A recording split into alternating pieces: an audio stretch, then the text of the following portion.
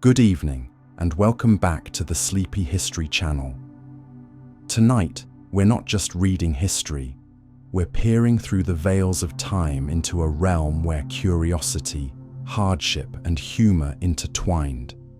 A world that reminds us that even in the darkest centuries, people still found ways to laugh, play, and feel alive. We're exploring the curious world of medieval pastimes and entertainment, from bizarre village games to courtly spectacles that bordered on madness. I want to extend a warm greeting to you, dear listener. Whether you're curled up under a blanket, preparing to drift into sleep, or simply looking for a moment of quiet amusement, I'm delighted that you've chosen to share this gentle hour with me. If you feel like sharing, let me know where in the world you're listening from, or what time it is for you right now. For now, get cozy, settle in, and let the laughter and echoes of medieval Europe carry you away. Our journey begins in an age of kings and commoners alike, a time when joy and absurdity walked hand in hand beneath the shadow of the castle walls. Now, let's begin.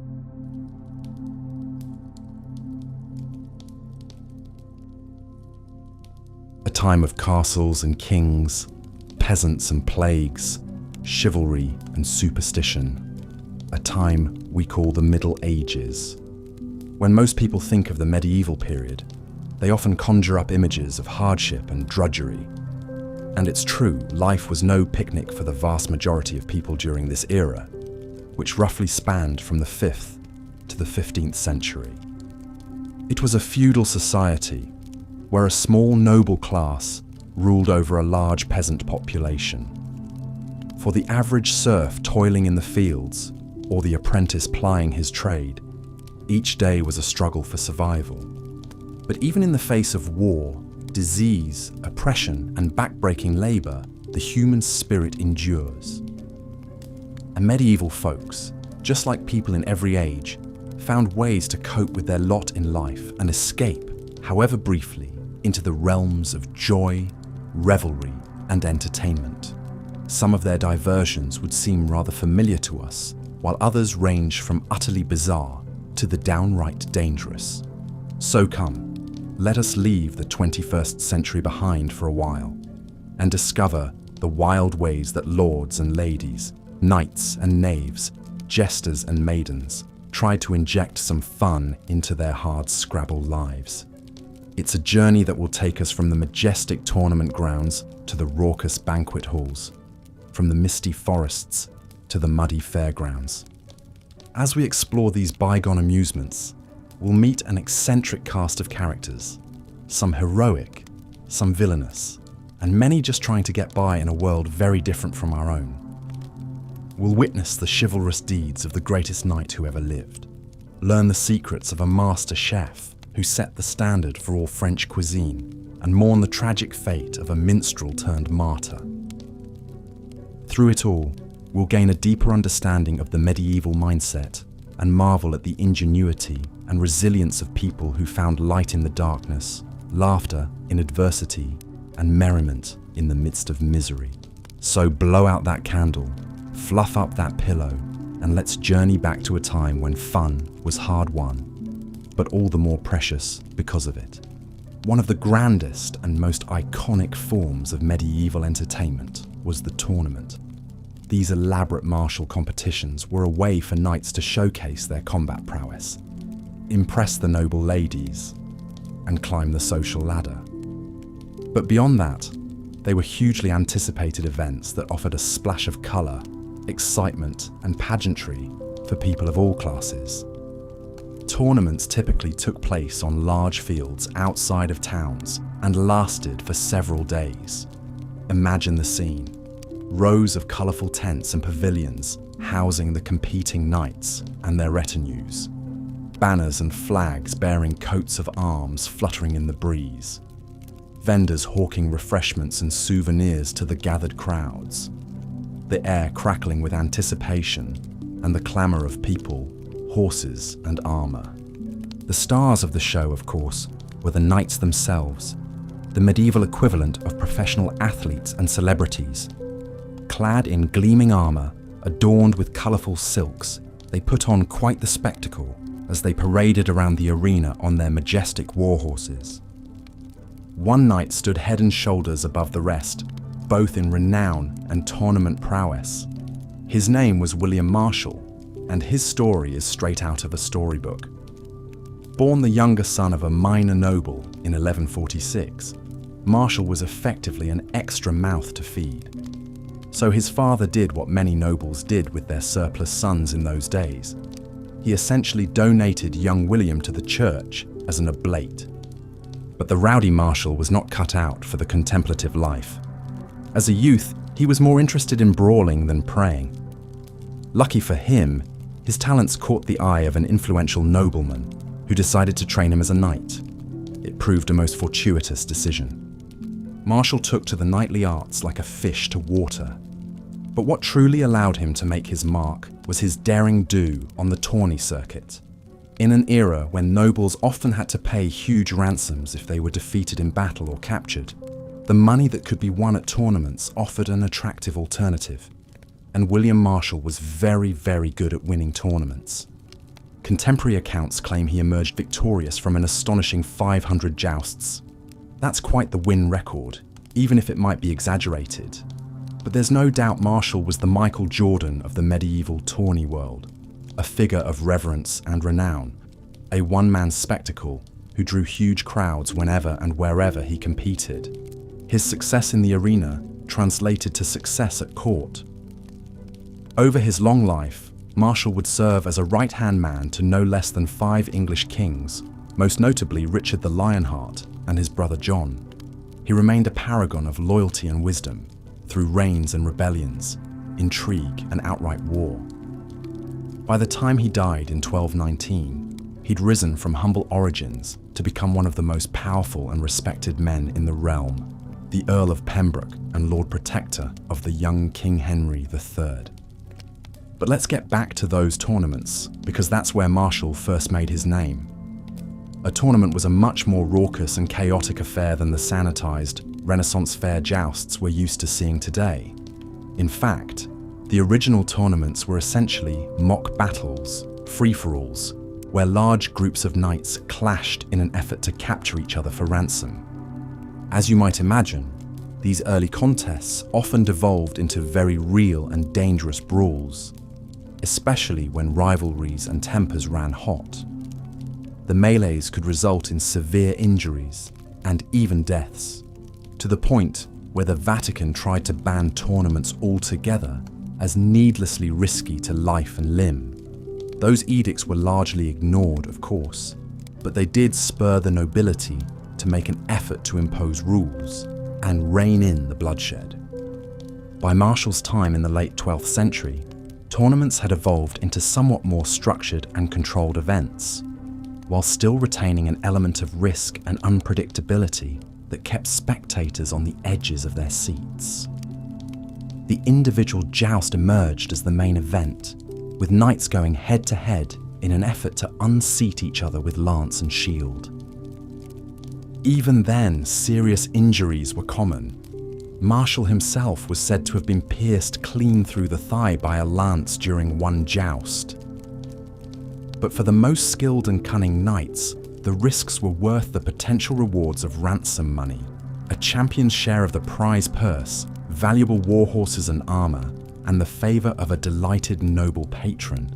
To really get a sense of what these tournaments were like at the height of their cultural dominance, let's zoom in on one especially famous, or perhaps infamous, competition that took place in 1274. The setting was the northern French region of Chalons, and the key players were the brash English Prince Edward, who would later be crowned King Edward I, and the Count of Chalons, a French nobleman. According to one contemporary account, the trouble started when Edward showed up at the tournament grounds with an entourage of no less than 200 knights. The sheer size of his retinue was seen as an arrogant power move by the French hosts, who were used to being the big cheeses at their own tournaments. The Count of Chalons took particular umbrage at the perceived slight. Things came to a head on the tourney pitch in front of a crowd of thousands. One of Edward's men emerged victorious in his joust against the Count's son, which must have really rankled the French lord. Heated words were exchanged, and before anyone quite knew what was happening, the Count of Chalons charged at the prince himself. Lance lowered. Bad move. Edward deftly dodged the blow and quickly got the better of his hot-headed attacker.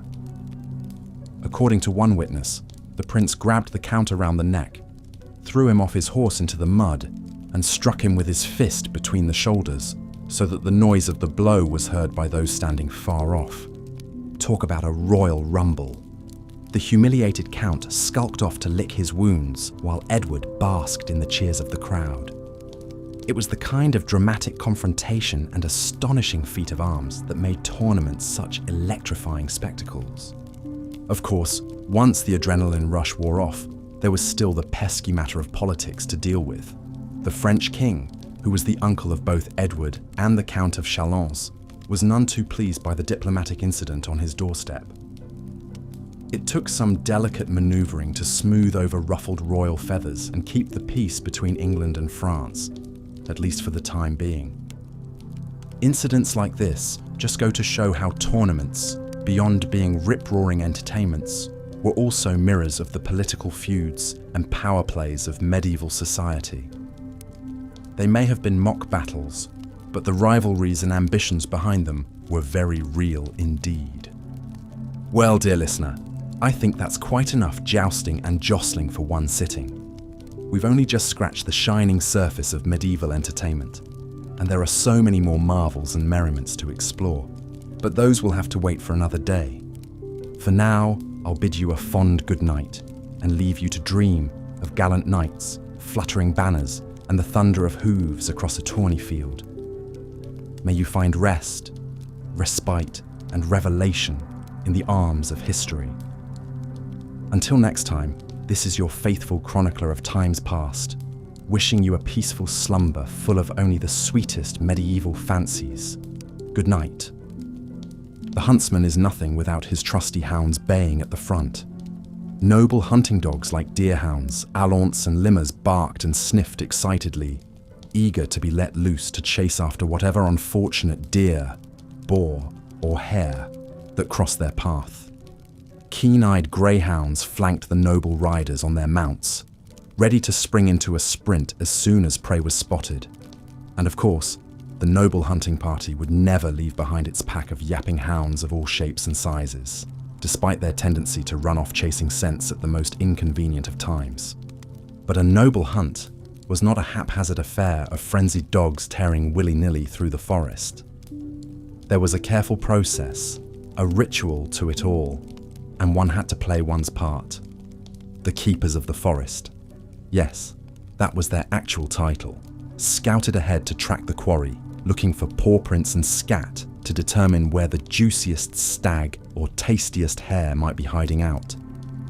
The kennel master and his whips were in charge of the dogs, all trained to respond to different horns and hollers, allegedly, at least. One short note meant the hunt was starting, while a long blow signaled that the quarry was spotted, although it probably all just sounded like noise to the poor creature, about to meet its end on the point of an aristocrat's spear. Once the huntsman unclasped the leashes and the hounds took off like a multicolored scruffy lightning bolt into the underbrush, the human hunters sprang into action on their steeds. They followed the braying dogs, the huntsman's horn, and the keepers crashing through the forest ahead of them, chasing down their prey with a whooping and hollering that surely sent every deer in a 10-mile radius running for the hills. With any luck, the hounds would corner the stag, boar, or whatever poor creature they were hunting, holding it at bay while the noble lord or lady delivered the coup de grâce with a thrust of their lance or a well-aimed arrow. And with a final yelp, the chase was complete, and the noble hunters posed with their prize for a very medieval version of an Instagram post. After a long day of thundering through the woods and ending the lives of a few hapless animals, one worked up quite an appetite. Luckily, the hunting party would return to a feast laid out on trestles in colourful silk tents bedecked with flags and banners. A much-needed respite after an exhausting day. Servants and pages scurried to and fro, bearing goblets and trenchers piled high with roasted meats, pottages and dainty morsels to revive the tired hunters. The hounds that ran down the quarry got the heart and entrails as a reward, while their noble owners received the choicest cuts to savour. Not exactly the type of doggy bag you'd find at a modern restaurant, but I'm sure the poochers weren't complaining. At last, with a final triumphant blow of the bugle, the noble hunters called it a day. The dogs were kennelled, the horses unsaddled, and the unblooded carcasses hauled back to the castle kitchens for the cooks to deal with. The aristocratic hunters gathered round to regale each other with tales of their bravest kills and most impressive spear thrusts. Some perhaps more embellished than others after a few cups of wine, before retiring to their chambers, exhausted but invigorated from a long day of tracking, chasing, and killing defenseless animals. Just another relaxing pastime for the medieval nobleman and woman, and certainly more thrilling than needlepoint. But not all lords and ladies were satisfied with slaughtering the local wildlife for sport. Some set their sights a bit higher, literally. Let's turn our attention to the ancient and noble art of falconry. The perfect hobby for anyone who wanted a pet that could murder other animals on command. Because who wants to cuddle a cute little bunny when you could have a bird of prey perched on your wrist, ready to sink its talons into whatever small furry woodland creature looked especially tasty that day? Falconry was like the private jet equivalent of medieval hunting. While any old noble could round up some dogs and crash through the forest chasing after a deer, it took a special breed to master the art of falconry. Handlers, called falconers, had to capture and train their birds through a careful process that involved hoods, jesses, and a whole lot of patience. Like an especially strict prep school, young birds started off as an ayaz, then became a passenger, and finally graduated to the level of haggard, terms that sound more appropriate for a biker gang than a bunch of birds. But the Middle Ages had a flair for the dramatic. Once a falcon was trained, the real fun began. The noble falconer, bird perched imperiously on their leather-gloved fist, rode out in search of prey, scanning the skies and fields for a glimpse of something small and furry, and preferably not too fast. When a likely victim was spotted, the falcon was let loose, swooping through the air like a feathery guided missile locked onto the racing heartbeat of a terrified rabbit or pheasant, or whatever hapless creature had the misfortune to be the falcon's designated lunch that day. If all went well, for the falcon and falconer, not so much the prey, the bird sank its razor-sharp talons into the small animal, giving a triumphant cry to alert its human hunting partner that the deed was done. The noble falconer retrieved their bird and its kill, rewarding it with a few tasty morsels before placing it back on its perch for the trip home. Clearly, falconry required a close bond and clear communication between human and bird, and a shared taste for blood sport. Among the nobility, falconry was the ultimate status symbol. The bigger and rarer your bird, the more impressive you were. Like the supercar collectors of today, the elite clamoured for the sleekest, most powerful birds of prey to show off. For instance, the gerfalcon, a majestic white raptor that could reach speeds of up to 130 miles per hour in pursuit of prey, was the Lamborghini of the falconry world, highly coveted and worth a small fortune. European nobles had the hawking game on lock, but they weren't the only ones who appreciated a bird that could kill on command. In the Middle East, falconry was an ancient tradition, thought to date back thousands of years to the nomadic tribes of the Central Asian steppes, who first figured out that birds of prey were better hunters than humans with bows and arrows could ever hope to be. The Mongols, those hard-riding nomadic warriors that swept across Asia and Europe in the 13th century, were also avid falconers who brought their love of killer birds with them as they conquered half the known world. But while falconry may have been born on the battlefield, it quickly became the favoured pastime of the elite from Morocco to Mongolia. The Arab caliphs and Persian emperors kept elaborate mews filled with hundreds of birds and an army of falconers to tend to them. Falcons even found their way into Islamic art and literature as symbols of nobility and grace, which is a lot nicer than being remembered as murderous sky puppets, which is essentially what they were.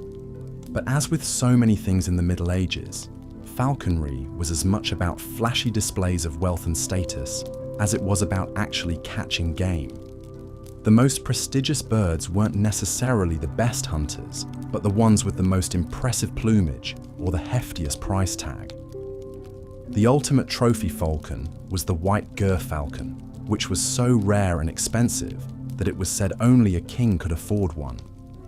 In fact, the Holy Roman Emperor Frederick II, a medieval falconry influencer, was so obsessed with his birds that he wrote a whole book on the subject and was known to bring his falcons to church with him perched on his arm, which must have made for some very distracting sermons. But while Frederick and his feathery friends were turning heads at mass, his contemporary Kublai Khan, grandson of the infamous Genghis and ruler of the Mongol Empire at its height, was using falconry for more practical purposes, namely, training his birds to take out enemy soldiers on the battlefield. That's right, the Mongols weren't content with just conquering most of the known world on horseback. They had to get their birds in on the action too. Kublai Khan was said to have a fearsome flock of falcons, eagles and other birds of prey that he used as a sort of feathered air force, sending them to dive bomb his enemies and even carry messages between his far-flung armies. And you thought carrier pigeons were impressive. But perhaps the most famous falconry aficionado of the Middle Ages was a woman who met a tragic end doing what she loved. Mary of Burgundy, daughter of the fabulously wealthy and powerful Charles the Bold, Duke of Burgundy, was a passionate devotee of hawking from a young age. Born in Brussels in 1457, Mary was the heiress to the vast Duchy of Burgundy, a territory spanning from the Low Countries to Switzerland that was renowned for its opulence, art, and chivalric culture. But while other noble ladies were content to sit in their solar embroidering and gossiping, Mary was out in the fields with her birds, hawking from dawn to dusk. She was said to have a particular fondness for merlins, small, fierce falcons that were prized for their agility and speed in pursuing prey. Mary was so devoted to her birds that she even had a custom saddle made with a special perch on the pommel so she could ride with her falcon at the ready. But Mary's love of falconry would prove to be her undoing. In 1482, at the age of just 25, Mary was out hawking with her ladies in waiting when her horse stumbled and threw her to the ground. She suffered a severe injury to her back and died a few days later, plunging her duchy into a succession crisis and political turmoil. It was a tragic end for a vibrant young woman who embodied the chivalric ideals of her time, a skilled horsewoman, a passionate patron of the arts, and a leader who fearlessly defended her lands against the grasping hands of France. Today, Mary is remembered as a symbol of the power and precarity of medieval womanhood, a duchess who ruled in her own right, but whose life was cut short by a cruel twist of fate. As for her beloved birds, they likely flew off to new masters, their jesses trailing behind them like a final farewell to the woman who had loved them so fiercely in life. But Mary's legacy as a falconer lives on, a testament to the enduring allure of a sport that blended skill, speed, and a touch of savage beauty into one thrilling, if deadly, pastime. So there you have it, a glimpse into the wild world of medieval falconry, where birds were status symbols, battlefield weapons, and loyal companions all rolled into one fierce feathered package. It's a far cry from the pet parakeets and cockatiels we keep today, But then again, everything in the Middle Ages was just a little bit extra, from the towering cathedrals to the 10-foot-long poulains. Even the pets were over the top. From falconry to fooding, hunting to hawking, chivalry to the chase, the aristocrats of medieval Europe certainly knew how to entertain themselves in between all the warring and wealth building. But don't worry, it wasn't all fun and games for the feudal elite. The poor peasants who did all the actual work had their humble delights too, like not dying of the plague and occasionally having enough to eat. Right, let's move on from the highborn hunters and their deadly pets to explore the more down-to-earth entertainments of the common folk. And no, I don't just mean watching the local lord ride by in his finery and fantasizing about eating his horse. Fair days provided a welcome respite from the daily toil and troubles of medieval life. All over Europe, from mighty London to quaint villages, people looked forward to special festivals and saints' days that promised feasting, revelry and wonder. One of the most raucous and eagerly anticipated of these was Carnival, the indulgent period preceding the austere fasting of Lent. Carnival celebrations date back to ancient pagan festivals, but in the Middle Ages, they took on a distinctly Christian flavour, while still retaining an air of mischief and mystery. For a few fleeting days, the normal order of society was turned on its head. Perhaps no rulers embraced the spirit of Carnival with quite as much enthusiasm as the Dukes of Burgundy in the 15th century. The Burgundian court was renowned across Europe for its opulence, artistry and pageantry, and the Dukes spared no expense when it came to Mardi Gras. In 1454, Duke Philip the Good staged an extravaganza in the Flemish city of Lille that was remembered for generations. Against a mesmerizing backdrop of torches, tapestries and flowers, nobles cloaked in luxurious costumes paraded through the streets accompanied by musicians, marching soldiers carrying pikes, and elaborate floats depicting religious and mythological scenes. Crowds of common folk jostled for a glimpse of the exotic animals like camels and elephants in Philip's menagerie. Fountains flowed with wine as onlookers scrambled to fill their cups. Troubadours and poets performed ballads regaling the Duke's chivalry and might. And as night fell, a lavish banquet commenced in the Duke's palace, featuring a dizzying array of delicacies like roast peacock, candied violets, and sugary sculptures. The climax came when Philip made his grand entrance dressed as a woodsman, the torchlight glinting off his cloth of gold. Before all the assembled nobles, he solemnly vowed to take up the cross and embark on a crusade to recapture Constantinople from the Turks, a pledge known as the Feast of the Pheasant. Though Philip never actually fulfilled this oath, his carnival vow exemplified the dreamlike splendour of Burgundy at its height. Further north in England, a rather different carnival tradition emerged, the election of boy bishops. In a playful inversion of church hierarchy, young boys were chosen to lead religious services and even deliver a sermon before the grown clergyman on Holy Innocents' Day.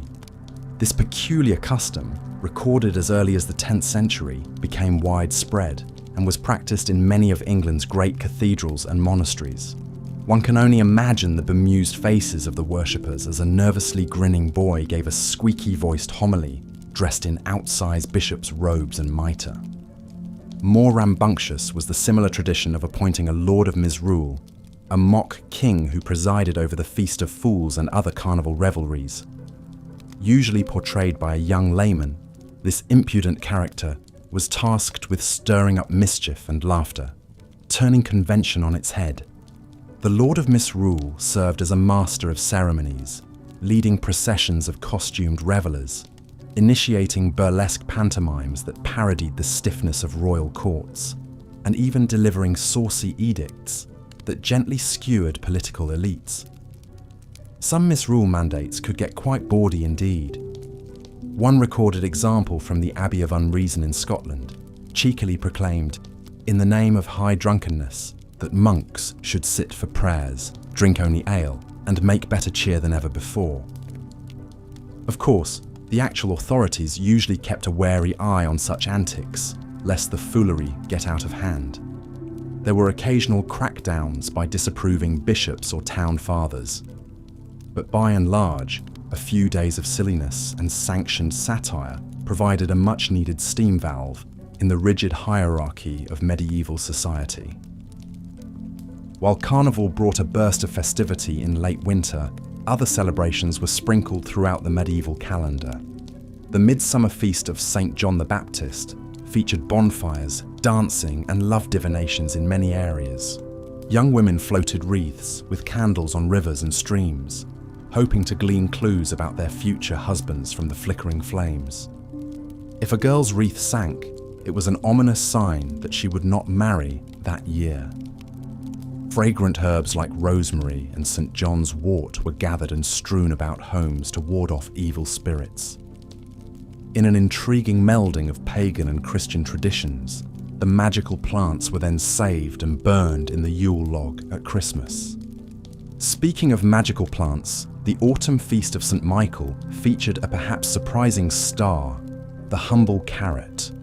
Though a common vegetable now, carrots were a relative novelty in the Middle Ages after being introduced via Moorish Spain. Their sweet flavour and vivid orange colour made them a great delicacy. At Michaelmas, women hoping to snag a husband were advised to sleep with a carrot under their pillow and recite, "Saint Michel, Saint Michel, my lover you know well, by dreams let me see, the youth that I shall marry." Apparently slumbering with a root vegetable was quite the aphrodisiac. If visions of Mr. Right failed to appear, at least the lady awoke to a handy snack. Beyond saints' days, every town and village had its own local festivals commemorating events like the anniversary of the parish church's consecration or the birth of a royal heir. Though smaller in scale than splashy tournaments or courtly banquets, these community gatherings fostered shared identity and relief from daily drudgery. Imagine the buzz of excitement in a sleepy English hamlet as people gathered for the festival of the church's patron saint. The scent of roasting meat wafted on the breeze as an ox was turned on a spit over crackling flames. Lads and lasses flirted and danced around a gaily decorated maypole to the tune of a fiddle and drum. Merry wives gossiped and cackled as they strung garlands of wildflowers. Intense youths tested their mettle in archery and wrestling contests. A sense of fellowship flowed along with the barrels of foamy ale the local reeve provided. For one day at least, the grueling cycle of planting and ploughing could be forgotten. Even in the humblest villages, a cherished feature of festivals was the mystery plays. These simple dramas reenacted stories from the Bible and lives of saints and martyrs. In the days before widespread literacy, mystery plays made religious narratives accessible to common people and provided rare opportunities for creative expression. Members of various trade guilds, the butchers, the bakers, the candlestick makers, took responsibility for staging different episodes that matched their craft. So the shipbuilders might dramatize Noah's Ark, the vintners, the wedding at Cana, and so on. The plays unfolded on wagons converted into makeshift stages that rolled through town, stopping at predetermined stations to perform each scene. Though the subject matter was sacred, that didn't prevent some unintentionally humorous moments. Since special effects were rather rudimentary, angels made do with chicken feathers glued to a white robe. Fiery hellmouths, constructed of red-painted paper, flapped open to receive the damned. An actor playing Herod might rant and rage, only to get his fake beard stuck on his crown. In the famous Second Shepherd's play, a thief trying to hide a stolen lamb from the suspicious shepherds tries to pass it off as a newborn baby. The mistaken identity hijinks must have had audiences in stitches. One can imagine a hard-working peasant guffawing in delight as Noah bickered with his mouthy wife, perhaps recognizing his own marital spats. Laughter, even at somewhat sacrilegious humor, provided a healing balm for lives that could often be nasty, brutish, and short. For a few mirth-filled hours, the stern doctrines of the church took a back seat to pure, uproarious entertainment. Kings and commoners alike shared in the collective catharsis of carnival frolics, midsummer merriment, and homespun harvest gaiety. So when your days feel dreary and your spirits sag, just remember those tenacious medieval merrymakers. With a candlelit wreath, a sugary sculpture, or a lamb standing in for the baby Jesus, they found reasons to revel in the toughest of times. Weary serf and haughty duke alike cherished their hard-won holidays. Perhaps some similar silliness is in order. Grab a carrot for your pillow and invoke the power of Saint Michael's love magic. Appoint a pal as Lord of Misrule and issue some mock edicts. A little festive foolery might be just the pick-me-up a trying day demands. And with that whimsical advice, I bid you good night, fair listener. May your dreams be filled with noble knights and naughty jesters, merry maypoles and mysterious miracle plays. For in sleep, as in laughter, the cares of the world melt away. Until next time, rest ye merry, one and all. Thank you for that. You're right. Gluckhaus gambling houses were quite a sensation when they debuted in medieval Venice. Though the exact details are lost to history, most scholars agree these were some of the earliest dedicated gambling parlours in Europe. Venetians, with their love of games and wagers, enthusiastically embraced these new establishments. Picture the scene. You stroll through the winding cobblestone streets of Venice, narrow buildings rising up on either side, laundry strung between windows. The air is thick with the brine of the canals and the sizzle of frying seafood. Rounding a corner, you come upon an elaborately painted door, the entrance to the Gluckhaus. Laughter and clinking of goblets issues from within. Passing through the doorway, you enter a hazy den of merriment and vice. Gamblers crowd around tables, the strain of wins and losses playing across their faces in the flickering candlelight. A trio of minstrels picks out a jaunty tune in the corner. Servers wind through the throng carrying trays of wine and plates of antipasti. Making your way to one of the tables, you survey the game in progress. Funny-looking dice carved from animal bones rattle in a shooter's hand. Wooden discs serving as betting markers are piled haphazardly. The gamblers, noblemen, and merchants alike cajole each other and curse the dice in colourful Venetian slang. As a new round begins, a hush falls over the gamblers. The shooter gives the dice a blow for luck and casts them clattering across the table. Cheers erupt as the dice come to rest, revealing a winning roll. Coins are scooped towards the lucky few as the losers groan. You catch the eye of a grizzled, one-eyed gambler, his face a map of hard living. He shoots you a gap-toothed grin. "Sit down, friend, and test your luck," he rasps, gesturing to an empty chair. "Fickle mistress Fortuna calls." Tossing caution to the wind, you slide into the seat and take up the dice. A new player has entered the game at the Gluckhaus. But we can't spend all night carousing in this den of chance, as enticing as that might seem. The scene fades into the shadows as we take our leave of the jolly Gluckhaus. So many other medieval divertissements still beckon us onward. But it's remarkable to think that the gambling spirit that animated those Venetian dice players is still very much alive today, even if the games have changed. And so we turn from the rattle of dice to the thunder of hoofbeats. The medieval tournament ground calls. For noble knights and enthusiastic common folk alike, nothing could match the pageantry and excitement of a grand tournament. It was a chance for skilled warriors to test their mettle, and for spectators to marvel at displays of martial prowess. One of the most celebrated knights of the tournament circuit was William Marshall, a man who rose from humble origins to become renowned as the greatest knight in Christendom. Marshall was the younger son of a minor English nobleman, but his skill with the lance and sword would make him a legend. In his youth, Marshall was sent to Normandy to train in the arts of knighthood. He proved a quick study with a natural gift for the bruising physicality of mounted combat. Soon, he was traveling the tournament circuit as a roving knight-errant, making a name for himself with his victories.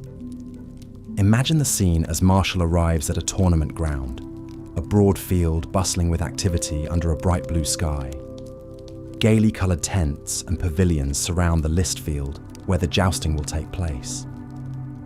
Pennants snap in the breeze, each one emblazoned with the coat of arms of a participating knight. The thunder of hoofbeats announces a column of armoured knights riding onto the field, Marshall among them. His armour is unadorned, workmanlike. He has no need for frippery. The knights take their places at either end of the list, couching their lances and preparing to charge. A hush falls over the crowd as a herald steps forth and begins announcing the combatants with a trumpet fanfare. The noble ladies wave their favours to their chosen champions. Then, at a signal from the master of ceremonies, the knights spur their horses into a gallop. Lances lower into place as the knights hurtle towards each other, sun glinting off their armour. With a titanic crash, they collide in the centre of the list. Lances shatter in explosions of splinters. A knight tumbles from his saddle, his armour clanging as he hits the ground. But Marshall keeps his seat, expertly guiding his steed to the end of the list. Squires scurry to supply him with a fresh lance. He wheels about and readies himself for the next pass. This display of skill and bravery is what has won Marshall such renown on the tournament fields of Europe. As the day wears on, Marshall bests challenger after challenger. The crowd applauds his gallantry and prowess. Some onlookers even dash out to scoop up pieces of his shattered lances as souvenirs. By the end of the tournament, Marshall is declared the champion. He dips his lance to the noble lord hosting the event as the crowd cheers. With his string of tournament victories and reputation for honesty and loyalty, William Marshall caught the eye of some powerful patrons. He would go on to serve as a household knight for Eleanor of Aquitaine and tournament captain for her son, Henry the young king. Even as he entered the service of the Plantagenet royal family, Marshall still found time to compete in tournaments. In 1177, he journeyed to Paris to participate in a grand tournament, a melee hosted by the French crown. After handily defeating all comers, Marshall was set to face off against the king's kinsman. But the opponent's lackluster skill was no match for Marshall. The crowds began to jeer and heckle the hapless French knight. Seeking to salvage his kinsman's dignity, the king begged Marshall to throw the match. True to his reputation for loyalty, Marshall dutifully took a dive, allowing himself to be flung from his horse. The French knight was allowed to save face, but no one was fooled. Marshall's chivalry and honour only burnished his legend. He would go on to serve as tutor in chivalry to Henry the young king and earn fame defending Henry's claim to the throne in the Great Rebellion of 1173. Marshall's tournament exploits were the making of his reputation, but they were far from the end of his story. His integrity and battle prowess would see him become a respected statesman, regent, and advisor to no less than 5 English kings. But those are tales for another time. For now, the shadows lengthen over the tournament ground as the day's final match comes to an end. The crowds begin to disperse back to their pavilions, and the knights retire to their tents to be helped out of their armour by their squires. Blacksmiths begin the task of hammering dents out of helms and breastplates by firelight. The tournament has been a rousing spectacle, a welcome jolt of excitement for commoners and nobles alike. In a time when warfare was grim and all too common, the tournament allowed knights to test their skills in a more controlled setting. It was a chance for glory, fanfare, and gallantry. The tournament grounds grow quiet as night settles in and the revellers seek their beds. But the glow of the day's excitement lingers, a happy memory to revisit in times of drudgery or hardship. In a medieval world that could often be brutal and harsh, the tournament was a cherished escape into pageantry and sport. But the call of the tournament is only one of many tantalizing amusements drawing us onward. The flicker of the Renaissance is still only a distant glow on the horizon. There are centuries of medieval entertainments yet to explore, each a window into the dreams and pastimes of a long-ago world. Our journey through the Middle Ages continues. But for now, the candles gutter low, and the velvet night wraps us in its embrace. Surely it is time for these weary old bones to seek the comfort of bed and pillow. There will be more wild medieval tales to spin upon the morrow. So I bid you good night, gentle listener. May your slumber be easy and your dreams sweet, untainted by the clang and clamour of the tournament field. Rest now, and on the morrow, our quest for medieval merriment shall resume with vigour renewed. Until then, I remain your humble guide, the chronicler of centuries past. Adieu. In the harsh and often short lives of medieval peasants, entertainment provided a rare respite from back-breaking toil and the ever-present spectre of disease, famine, and violence. While the nobility had the leisure and wealth to indulge in more refined and extravagant amusements, even the lowliest serfs found ways to infuse some merriment into their meagre existence. One of the simplest yet most beloved peasant pastimes was dancing. On feast days and holidays, villagers would gather to perform lively jigs, reels, and circle dances accompanied by whatever makeshift instruments they could muster: pipes, drums, fiddles played by itinerant minstrels if they were lucky. There was little in the way of formal steps or choreography. These dances were free-form expressions of pure joy and communal celebration. For a few precious moments, the worries of the workaday world could be forgotten in a whirl of flailing limbs and stomping feet.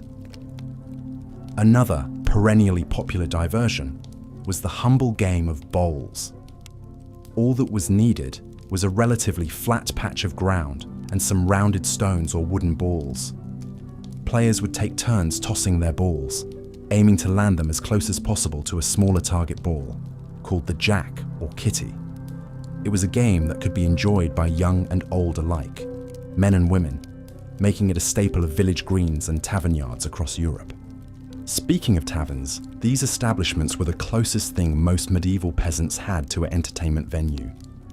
After a long day in the fields, men would gather to quaff ale, swap stories, sing bawdy songs, and perhaps engage in some friendly wagering on dice or card games. Gambling with dice had been popular since ancient Roman times, and the medieval versions wasn't much different. Simply toss the dice and hope that your number comes up. Not exactly Vegas, but it added an extra thrill to the night's revelry. Of course, peasant fun couldn't hold a candle to the opulent amusements enjoyed by the nobility. Imagine, if you will, the splendor of a grand tournament held by a wealthy lord. Knights in gleaming armor astride snorting steeds, vividly colorful banners snapping in the breeze, the thunder of hooves and the crash of lances as the champions vied for glory and riches before a cheering crowd. It was like a blockbuster sporting event and a rock concert rolled into one. But even for the nobility, life wasn't all jousts and banquets. In a world where warfare was the order of the day, tournaments served as a way for knights to hone their combat skills. As the saying goes, next to war, there is nothing more like war than a tournament. Training for these mock battles began in childhood, with young pages and squires learning the arts of swordplay, lancing, and horsemanship under the tutelage of veteran knights. One of the most famous of these knightly tutors was William Marshall, who rose from humble origins to become the greatest tournament champion of his age, and a trusted advisor to no less than 5 English kings. Born in 1147 to a minor noble family, William was given to the king as a hostage when he was just 5 years old, a surety for his father's good behavior. When his father failed to keep his word, the king threatened to have young William catapulted over the castle walls to his death. But fortunately for William and for England, the king's cruel bluff was never called. The boy was spared and sent to Normandy to receive a proper knightly education. There he excelled in the martial arts, quickly making a name for himself on the tournament circuit. His skill with a lance was unmatched. He once even managed to kill 3 adversaries with a single blow, impaling one through the chest and driving the splintered lance through his body into the 2 men behind him. Ouch. But William was more than just a brute in armor. He was also renowned for his honor, chivalry, and loyalty. When King Henry II's sons rebelled against their father, William remained steadfastly by the old king's side. And when Henry died a broken man, it was William who personally carried his body to be buried at Fontevraud Abbey. Such fealty did not go unrewarded. William went on to serve Henry's successors with equal distinction, acting as a chief advisor, diplomat, and military commander. By the time of his own death in 1219, he had amassed a vast fortune through tournament winnings and royal land grants. He was even made Regent of England on behalf of the child King Henry III. Not bad for a boy who had once been dangled over the edge of a castle by his ankles. Of course, not every tournament had such lofty political stakes. Many were held simply for the sheer spectacle and sport of it all. The grandest of these extravaganzas could last for days or even weeks, drawing knights and spectators from across Europe. One such event was the tournament at Châlons in 1274, hosted by the Count of Châlons in the French region of Champagne. It was a lavish affair with over 300 knights in attendance. Among them were the cream of European chivalry, including the dashing Edward, Prince of Wales, later King Edward I of England. But what began as a friendly competition soon took a turn for the scandalous. During a joust, Edward's lance struck the Count of Châlons with such force that it knocked him clear off his horse. Enraged, the Count accused the Prince of unchivalrous conduct and demanded an apology. But Edward was having none of it. In a fit of youthful bravado, he proclaimed, "No Frenchman shall have my submission," and stormed out of the tournament with his entourage in tow. The incensed Count vowed revenge, but cooler heads eventually prevailed. A truce was brokered, and Edward went on to compete in the tournament, winning accolades for his prowess. But the incident left a lingering bad taste and soured relations between the English and French courts. Such diplomatic tensions were not uncommon in the world of medieval tournaments. These events weren't just about athletic glory. They were also a way for nobles to flaunt their wealth, power, and prestige. A well-run tournament could cement a lord's reputation and influence, attracting allies and intimidating rivals. Conversely, a poorly managed or sparsely attended affair could be a humiliating blow to a noble's standing. No one understood this better than René of Anjou, the 15th century French duke and king who was nicknamed the Good for his reputation as a just and enlightened ruler. René was a true Renaissance man, a skilled knight, a patron of the arts, and a master at the game of courtly politics. He knew that a dazzling tournament could be a powerful tool for winning hearts and minds. In 1446, René staged a grand tournament at his capital of Nancy that was unlike anything the world had ever seen. Dubbed the Pas de la Bergère, or Shepherdess's Dance, it was a whimsical blend of chivalric pageantry and theatrics inspired by the pastoral romance of the Middle Ages.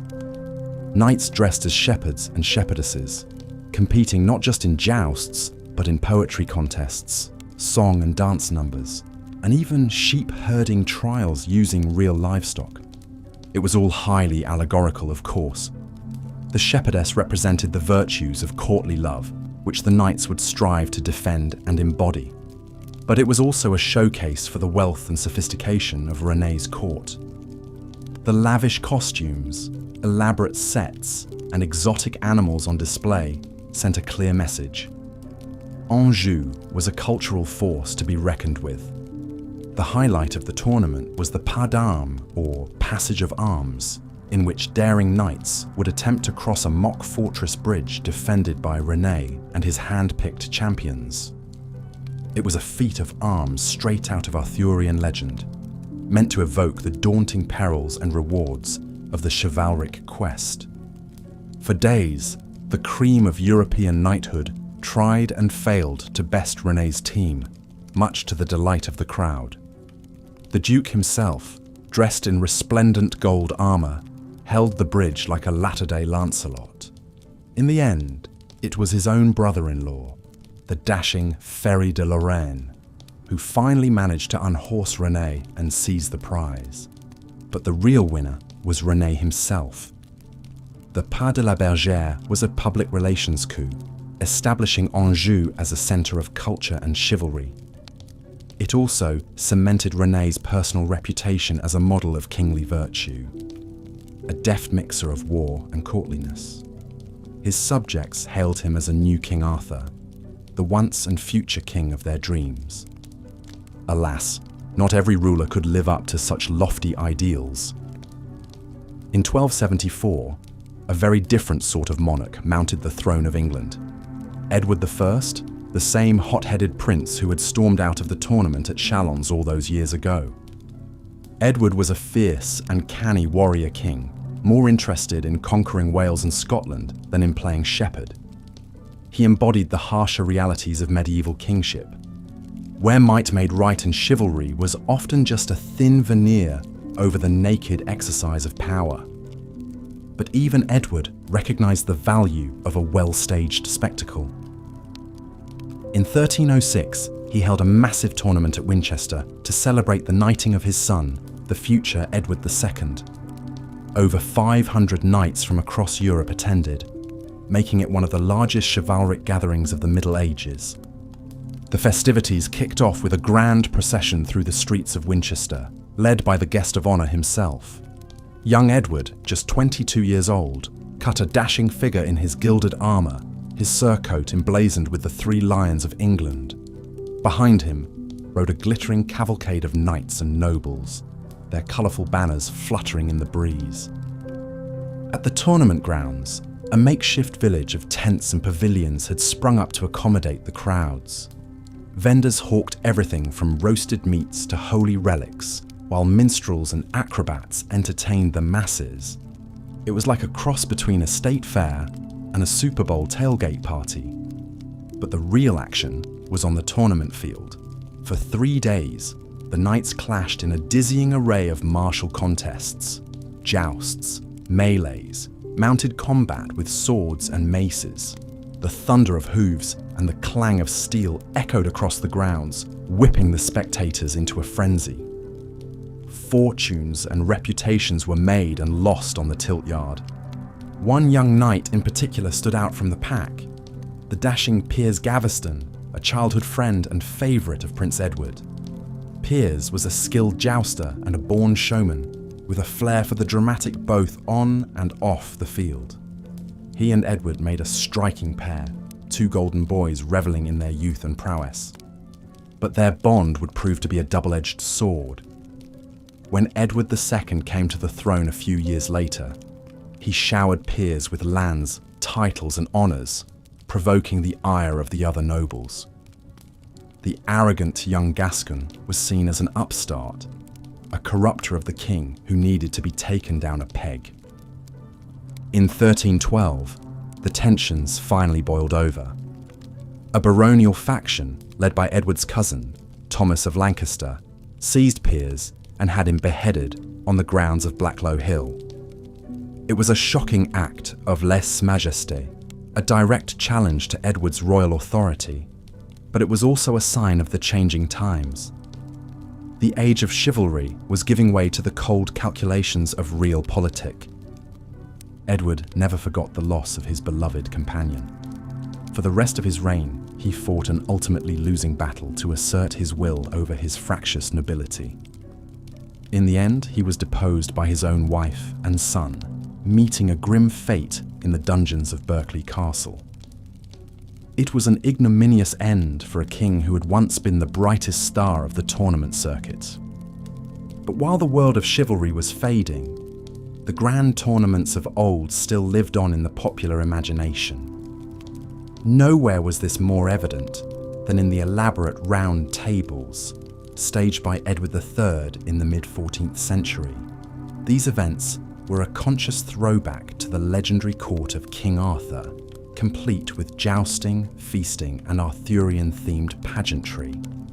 The most famous of these was held at Windsor Castle in 1344 to celebrate the founding of Edward's new chivalric order, the Order of the Garter. According to legend, the order was inspired by an incident at a ball when Edward's mistress, the Countess of Salisbury, dropped her garter on the dance floor. Gallantly picking it up, Edward tied it around his own leg, declaring, "Honi soit qui mal y pense." Roughly, shame on anyone who thinks ill of this. The phrase became the motto of the order, which still exists to this day. But the real purpose of the Order of the Garter was to bind England's leading nobles to the crown, creating a core of loyal knights who could help Edward project his power at home and abroad. It was a shrewd move, one that played on the lingering prestige and mystique of the Arthurian legends. By styling himself as a new King Arthur, Edward was tapping into a deep well of chivalric nostalgia. The Round Table tournament at Windsor was a suitably grandiose affair. A massive wooden grandstand was erected in the shape of a circular castle, with towers and battlements bristling with heraldic banners. In the centre was a model of the fabled Round Table itself, around which sat Edward and his new Garter Knights, resplendent in their blue velvet robes and golden chains. For 5 days, the knights jousted and feasted, reenacting the legendary exploits of Arthur and his court. They even staged a mock siege of the Castle of Maidens, with Edward himself leading the charge to rescue the damsels in distress, played by the Queen and her ladies-in-waiting. It was all highly theatrical, a piece of living mythopoeia, but amid the pageantry and spectacle, there was a darker undercurrent. Just a few months earlier, Edward had executed 14 of his own barons for treason, including several who had been involved in the death of Piers Gaveston. The Round Table tournament was in part an effort to paper over these divisions, to create a facade of chivalric unity. In the end, though, the real world could not be kept at bay forever. Even as Edward and his knights played at being Arthur and Lancelot, the Black Death was creeping across Europe, a grim reaper that would claim millions of lives and shatter the old feudal order. The age of chivalry was drawing to a close, and a new, harsher era was dawning.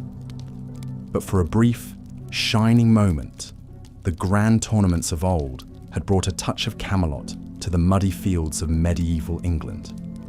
They were a glorious anachronism, a last hurrah for a dying way of life. And while the world they represented may have been deeply flawed, there was still something undeniably alluring about their pageantry and romance. So tonight, as you drift off to sleep, let your mind wander back to those distant days of yore. Picture the colourful tents and pavilions, the glittering armour and heraldic banners. Hear the thunder of hooves and the roar of the crowd, the twang of lutes and the jingle of bells. Imagine yourself as a knight or lady caught up in the swirl of chivalric intrigue and courtly love. And remember that, even in the darkest of times, people have always found ways to come together and celebrate the joys of life. Whether it was through grand tournaments or simple village dances, our ancestors knew the value of a good party. So let us take a page from their book and find our own ways to make merry and chase away the shadows. Good night, dear listener, and may your dreams be filled with the stuff of legends. Now, if we step back from the tilt yard and into the great halls of medieval castles, we find ourselves in the sumptuous world of courtly feasts and banquets. These were not just meals, but full-blown sensory extravaganzas, designed to showcase the wealth, power, and sophistication of the host. The grandest of these affairs could last for days or even weeks, with a dizzying array of dishes, entertainments, and distractions. The feast given by King Charles V of France in 1378 to celebrate the Holy Roman Emperor's visit reportedly featured over 50 courses, including such delicacies as roasted peacocks redressed in their own plumage, and a pie filled with live birds, that burst forth in song when the crust was cut. But even a more modest noble feast was a sight to behold. Picture a great hall decked out in rich tapestries and hangings, with trestle tables groaning under the weight of silver platters and golden goblets. At the head table sits the lord and lady of the castle, surrounded by their most honoured guests and retainers. Down the centre of the hall stretches a long table, flanked by benches for the lesser nobles and gentry. They are seated in strict order of precedence, with the most highborn nearest the lord's table. The salt cellar, a large, ornate vessel for holding salt, marks the dividing line between the upper and lower ranks. To be seated below the salt was a sign of inferior status. As the guests take their seats, a procession of servants enters bearing the first course, perhaps a subtlety or entremet, an elaborate edible sculpture meant to amuse and impress. It might take continuing the script. The merry entertainments and feasts of the nobles may have offered a welcome diversion from medieval life's hardships, but for the majority of people, the simple joys of seasonal festivals and fairs were often the highlight of the year. These special occasions punctuated the calendar, giving commoners a much-needed break from the daily toil and drudgery that filled most of their days. Perhaps the most exuberant and raucous of these celebrations was Carnival, the indulgent period of feasting and revelry that preceded the austere fasting of Lent. With roots stretching back to ancient pagan traditions, Carnival was a time when the normal rules and hierarchies of society were temporarily suspended. For a few fleeting days, the world turned upside down as people donned masks and costumes, parading through the streets in a joyous explosion of music, dancing, and mischief. Carnival reached its height in the grand cities of medieval Europe, where the festivities often lasted for weeks and were marked by lavish public spectacles and banquets. In the 15th century, the opulent Dukes of Burgundy were particularly renowned for their decadent Mardi Gras celebrations. These sumptuous affairs unfolded in their capital of Dijon, as extravagantly costumed nobles and citizens alike thronged the streets, indulging in rich food, fine wine, and unbridled merrymaking. One can only imagine the sights, sounds, and smells that would have greeted a visitor to Dijon during the peak of Carnival. Minstrels and troubadours filled the air with lively tunes, while acrobats and jugglers performed daring feats to the delight of the crowds. Amidst it all, the tantalizing scent of roasting meats and sweet pastries wafted from the numerous stalls and vendors, tempting revelers with their savory wares. As night fell, the Duke's palace would blaze with the light of 1,000 candles as the nobility gathered for a magnificent masked ball. Lords and ladies, their identities concealed behind colourful disguises, twirled and spun to the strains of a merry tune. For one enchanted evening, the cares and burdens of rank and responsibility could be forgotten as all gave themselves over to the joys of music, dance, and good company. Yet even as the nobility celebrated in grand style, the common folk also found their own ways to revel in the carnival spirit. One of the most popular and enduring traditions was the election of a mock king, or Lord of Misrule, to preside over the festivities. This mischievous figure, usually a peasant or lowly cleric, was appointed to lead the people in a playful parody of the official order. In many towns, the Lord of Misrule held court in the local tavern, issuing ridiculous proclamations and demanding that his subjects perform outrageous feats and stunts for his amusement. It was a time when the humble could poke fun at the mighty, with bawdy songs and satirical skits that lampooned the follies and vices of those in power. Another beloved carnival custom was the Feast of Fools, an irreverent celebration in which young choir boys and lowly priests were temporarily elevated to positions of authority within the church. In a complete inversion of the normal hierarchy, a boy bishop was elected to lead the revels, conducting absurd mock masses and blessing the congregation with good-natured japes and jokes. While church leaders frequently tried to suppress these subversive rituals, fearing they would undermine the sanctity and solemnity of religious life, the common people embraced them wholeheartedly.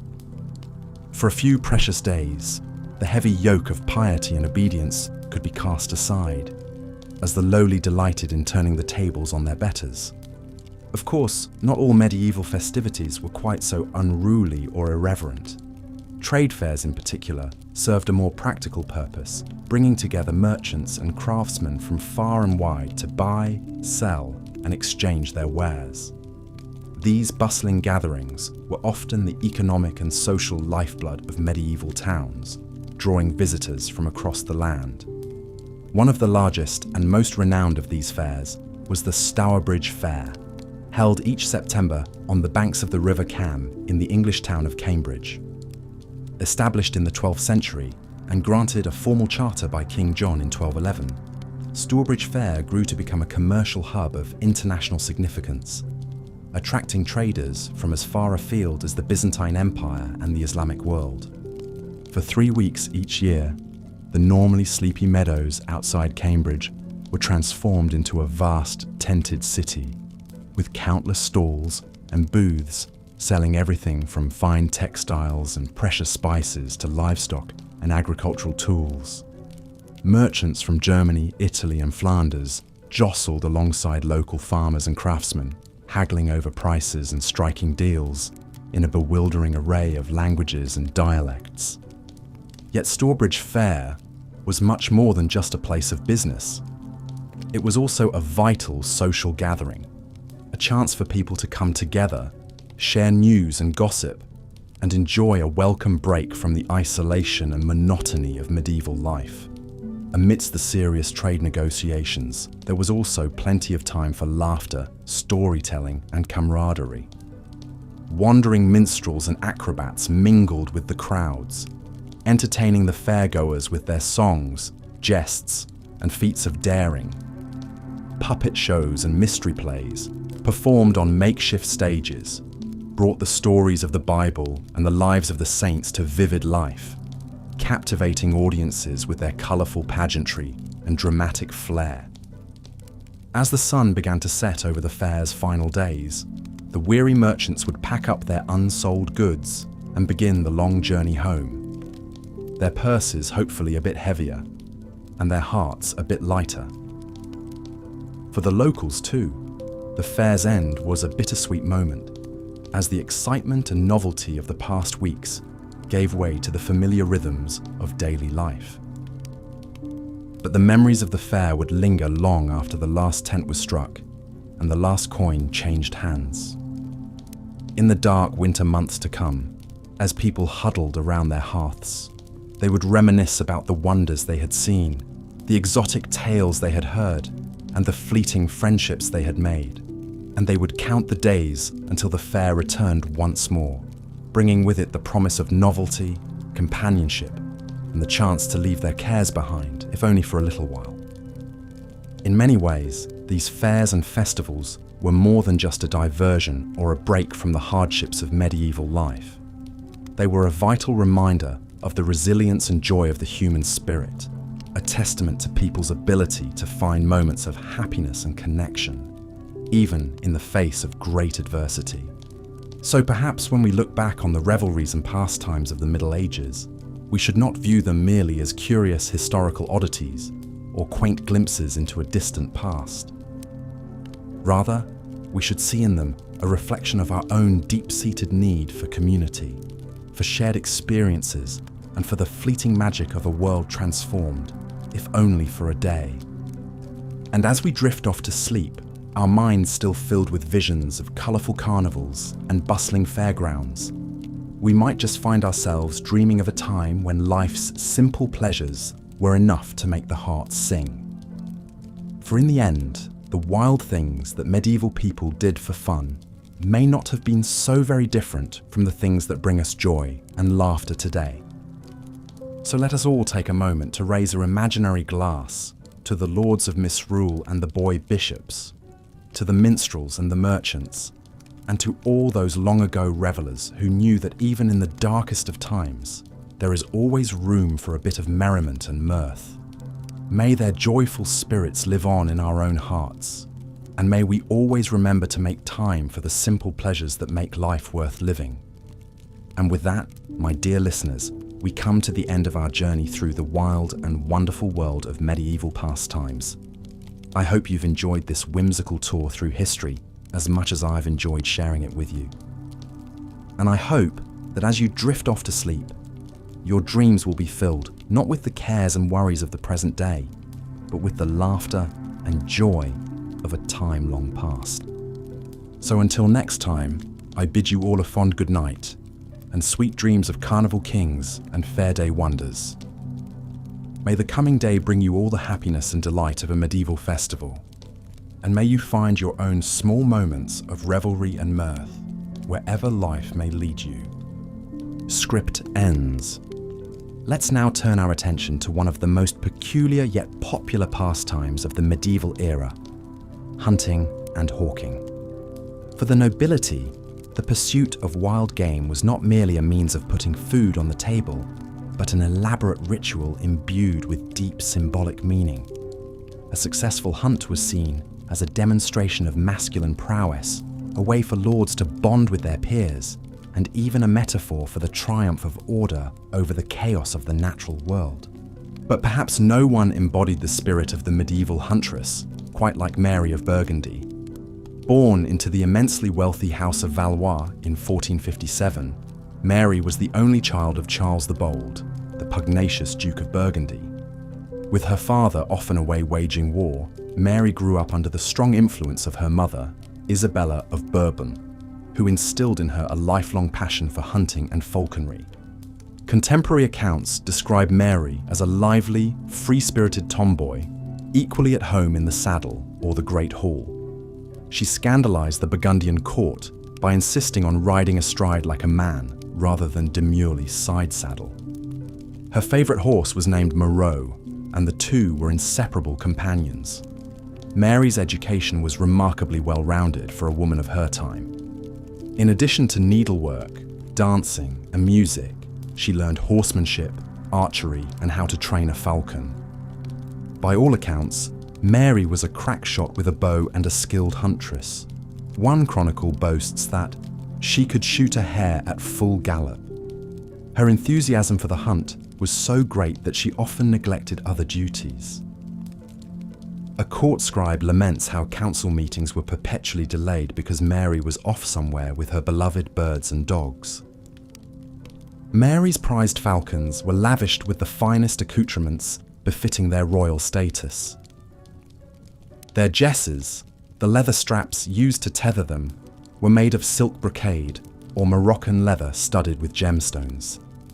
The birds' hoods, used to keep them calm, were intricately embroidered with gold and silver thread and adorned with tassels and bells. Some hoods were even topped with miniature crowns.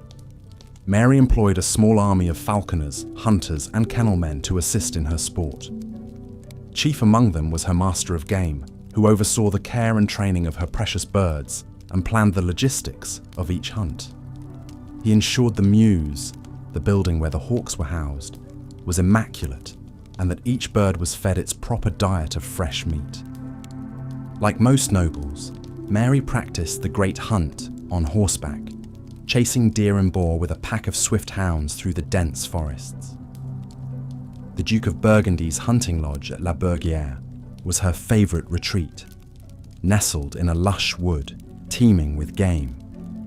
There, Mary and her ladies would gather, dressed in rich green hunting cloaks, their hair bound up in golden nets beneath jaunty plumed caps. As the hunting party gathered, a chorus of barking would fill the misty morning air. The dog handlers would struggle to control the eager hounds, who strained at their leashes, their noses twitching for the scent of their quarry.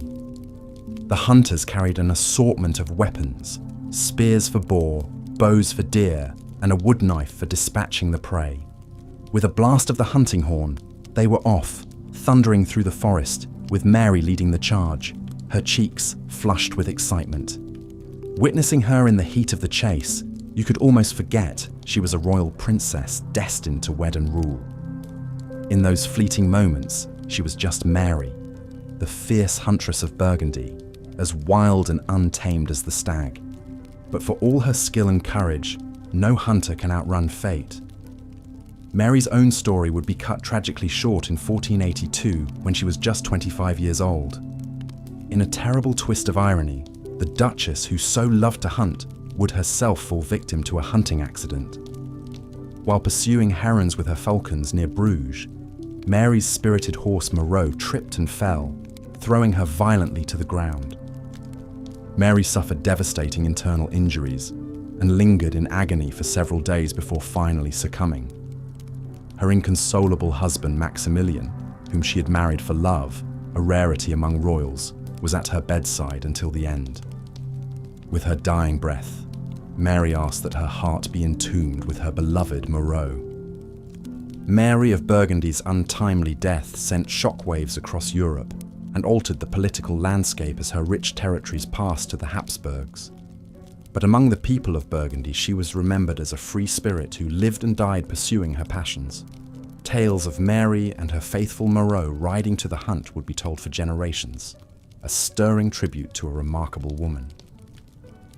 While most medieval women did not enjoy Mary's freedoms, many did take part in the hunt in their own ways. Noble ladies often rode out with the hunters, not to chase game themselves, but to watch their men demonstrate their skill. They acted as cheerleaders from the sidelines, their cries of encouragement or derision echoing through the glades. Some highborn women kept their own hawks and even trained them, although on a much smaller scale than Mary's grand establishments. These pampered birds served more as living accessories than fierce hunters. A noblewoman might carry her little Merlin on a velvet cushion, or perch it decoratively on her wrist as she processed through the garden, its jesses and hood colour-coordinated with her gown. Even the clergy got in on the hawking craze, to the consternation of many. Bishops and abbots were some of the most ardent hunters, often neglecting their spiritual duties to spend hours in the field. Some even brought their birds to church, perching them behind the altar during Mass. One can only imagine the chaos that must have ensued when an agitated hawk decided to take flight in the middle of the service.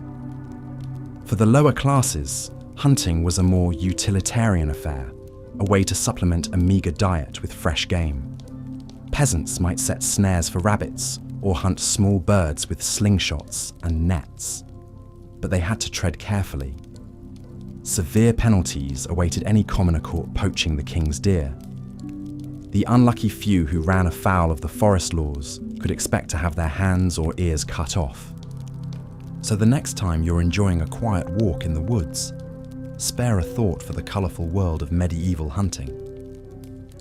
Imagine the thunder of galloping hooves, the baying of the hounds, and the triumphant blast of the hunting horn echoing through the trees.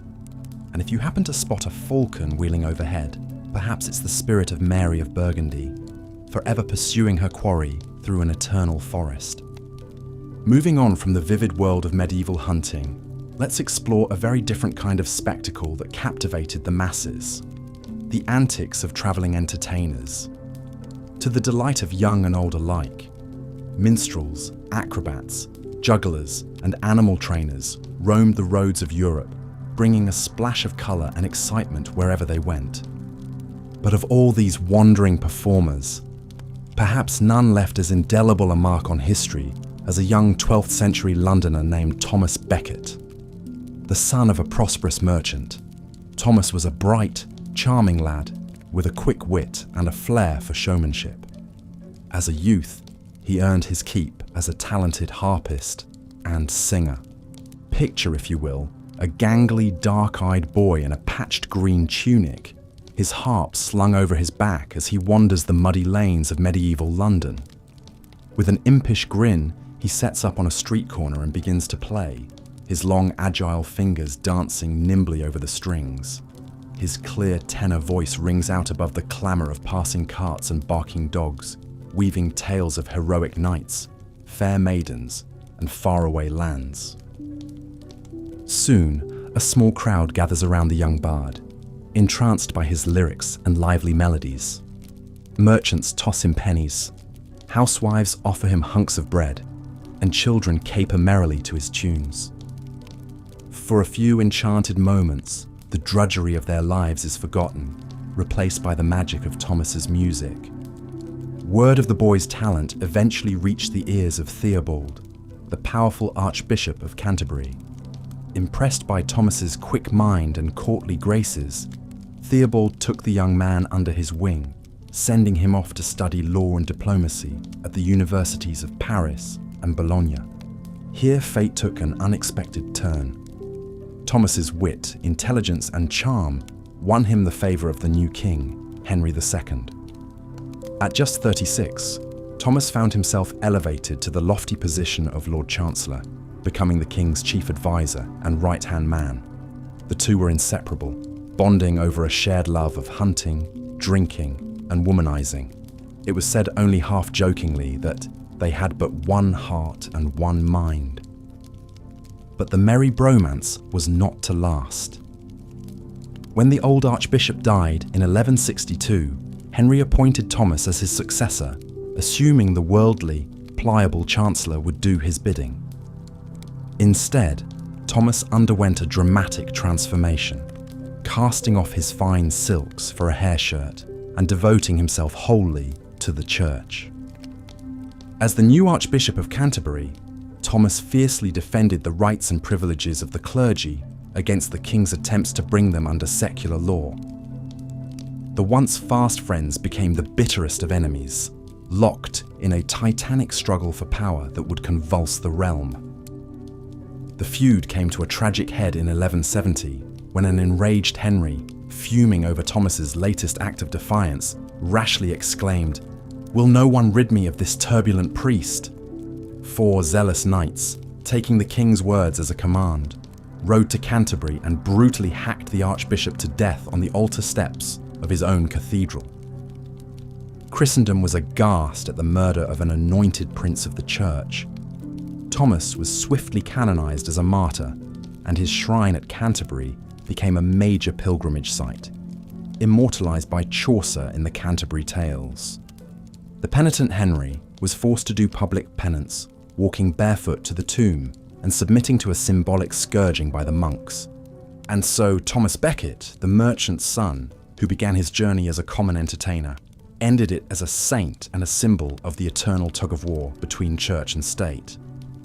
It's a breathtaking arc, the stuff of legends, and a testament to the fluidity of medieval society where a man's wit and determination could propel him to the highest echelons of power.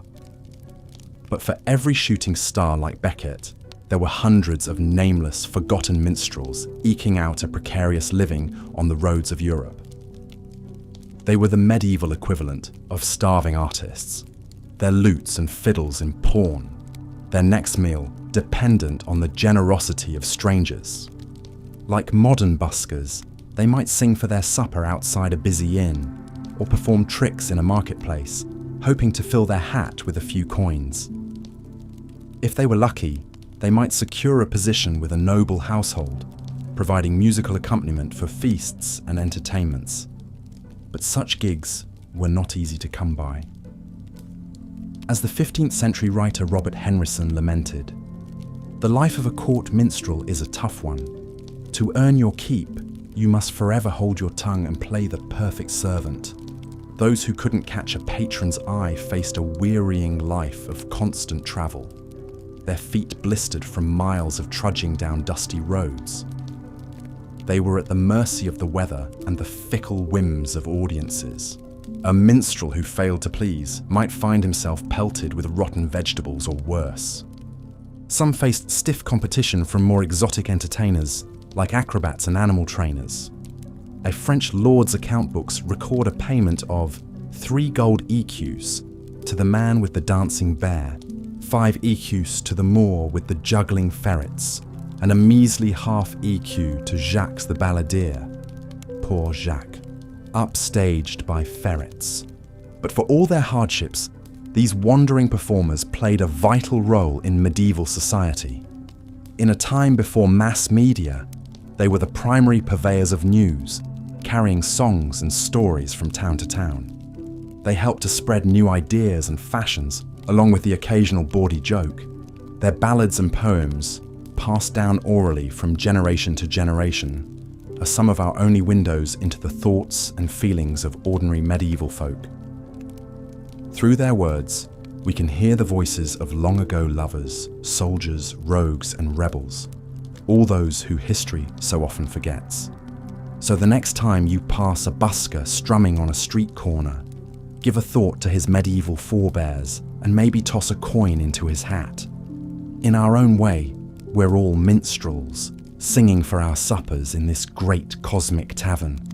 And who knows, you might just be funding the next Thomas Becket. Fair enough. Let us then turn our attention to the fascinating world of medieval festivals and fairs.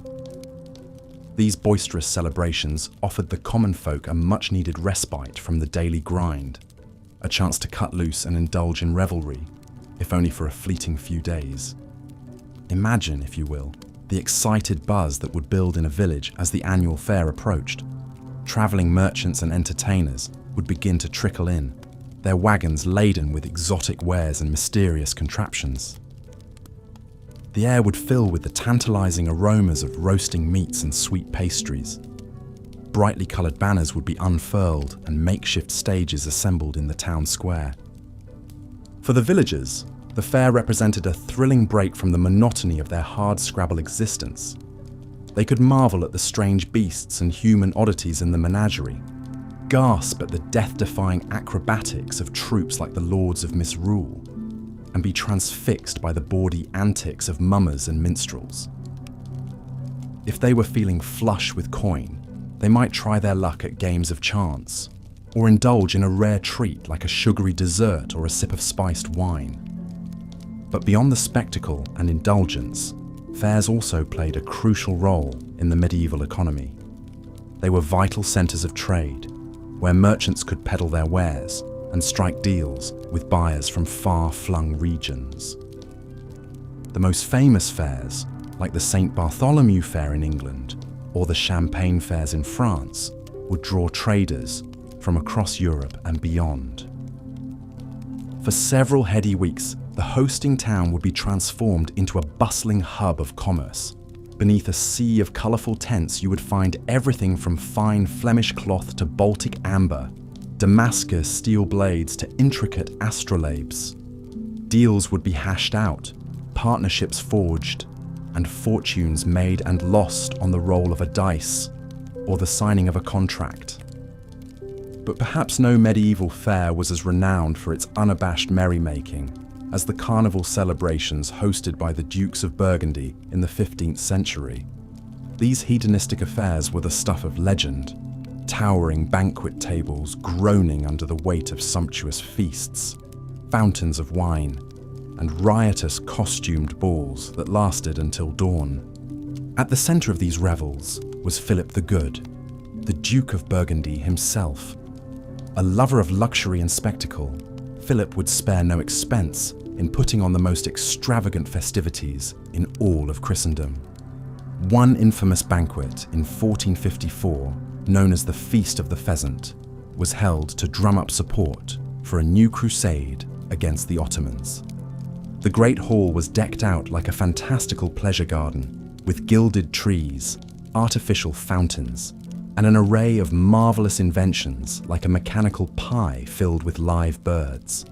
At the climax of the feast, an enormous pastry ship was wheeled out, and a giantess costumed as the Holy Church stepped out to beseech the gathered nobles to pledge themselves to the cause. Swept up in the pageantry and passion of the moment, Duke Philip made a grandiose vow to take up the cross and lead an army to reclaim Constantinople from the infidel. Alas, like so many crusading oaths, it was a promise that would never be fulfilled. Philip, despite his earnest piety, was forever entangled in the intrigues and rivalries of medieval realpolitik. But for that one shining evening, anything seemed possible. Saracens vanquished, the glories of a new Christian empire rising in the east. Such is the magic and power of medieval festivals in the popular imagination, both then and now. They offered a tantalizing escape from the often grim realities of life in those times, a chance to dream of brighter tomorrows. Even royalty would partake in the fool's revelry from time to time. During the Feast of Fools held each January, a mock bishop would be elected from among the young clergy, donning ecclesiastical robes and presiding over a topsy-turvy mass filled with bawdy songs and general mischief. For a few anarchic days, the normal social order was gleefully upended.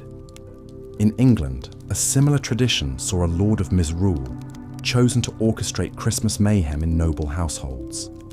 This merry prankster was given free rein to cause good-natured chaos, leading the servants in raucous songs, slapstick skits, and drunken dancing.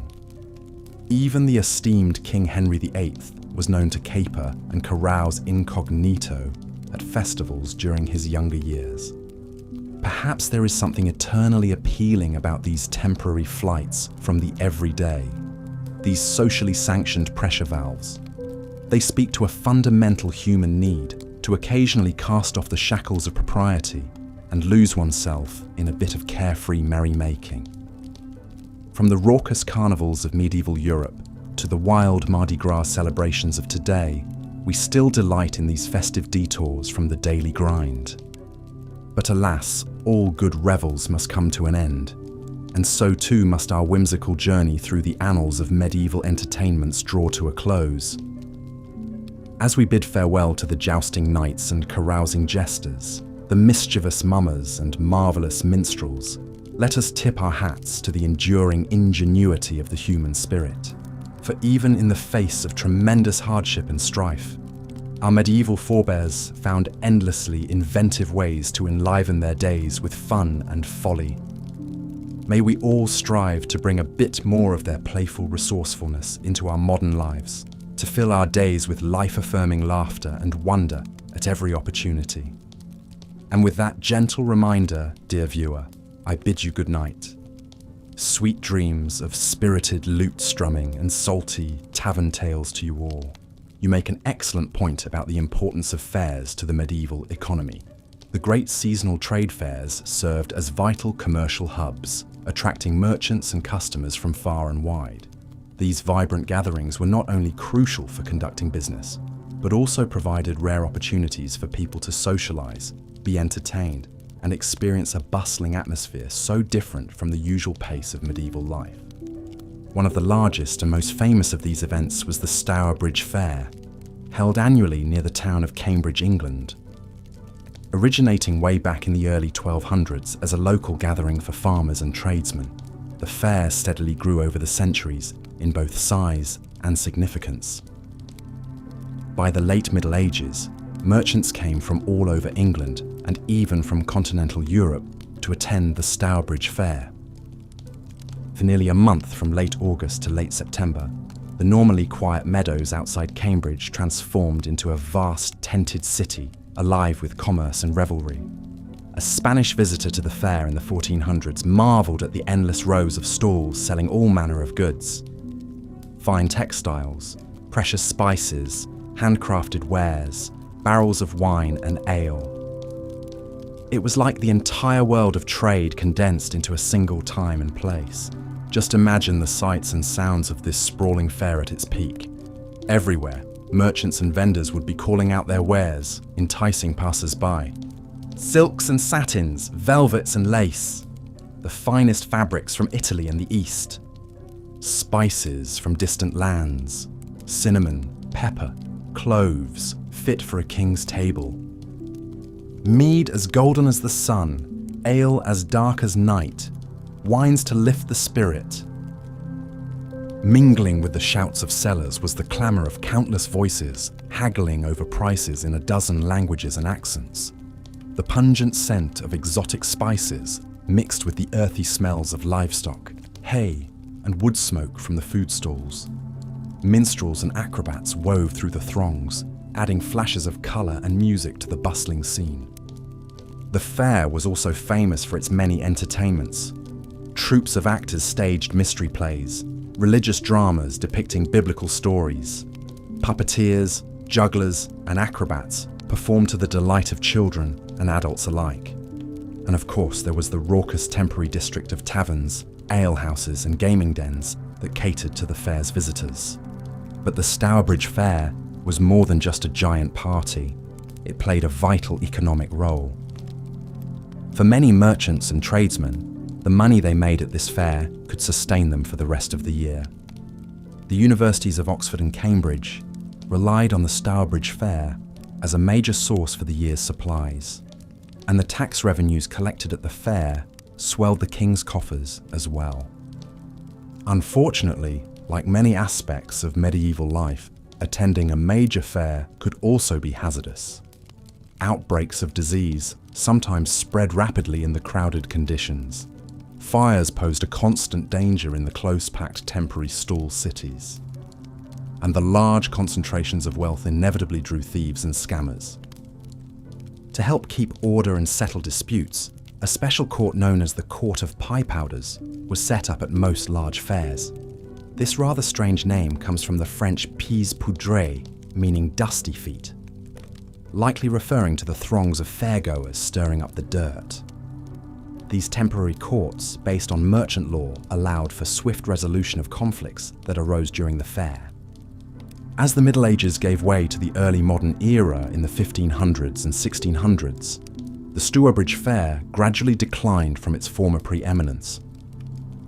The growth of London as England's dominant commercial centre, increasing international maritime trade, and the advent of shops open year-round all contributed to its demise. By the 1700s, the once mighty fair had dwindled to a shadow of its former self before vanishing altogether. But for several centuries, the Stourbridge Fair reigned as the indisputable highlight of the medieval English trade calendar. A whirling, sprawling, riotous melange of high commerce and lowbrow amusements, where for a few glorious weeks the usual rules and rhythms of life were suspended. It must have been an incredible spectacle to behold, a grand finale to the fleeting warm days before the onset of another long, lean winter. As we draw near the end of our look at the wild world of medieval pastimes and entertainments, it's fascinating to consider just how important a role these festivities played in the lives of people long ago. From spirited jousts to dizzying trade fairs, they offered not just diversion, but real meaning and much-needed breaks from the unrelenting labour and hardships that most endured. In a time before mass communication and easy travel, events like tournaments and festivals were cherished chances to come together as a community, to experience something new and exciting. The pageantry of a joust, the sensory overload of a fair, the bawdy antics of a jester. These joys were all the sweeter for their rarity. Of course, as with many aspects of history, we have to be careful not to over-romanticize the past. For the vast majority of people, leisure time was a luxury and daily survival a constant struggle. Many of the entertainments we've discussed were largely the preserve of the wealthy and privileged, and even the fun could be rough. Injuries and deaths were common at tournaments, and drunken brawls a regular occurrence at fairs. But that makes the resilience and ingenuity of medieval people all the more remarkable. In a world so full of obstacles and adversity, they still found ways to come together and celebrate, to infuse their difficult lives with colour and excitement. Just like people in every place and period of history, they showed that indomitable human urge to make meaning and seek joy, even in the unlikeliest of circumstances. So while it's easy to dismiss the Middle Ages as a backward, barbaric time, the truth is always more complex. The more we learn about the beliefs, struggles, and daily experiences of medieval people, the more we may recognise some of our own hopes and fears reflected back at us. At the end of the day, across the vast gulf of centuries, they were not so different from us. Just humans doing their best with the lot they were given, finding what joy and meaning they could along the way.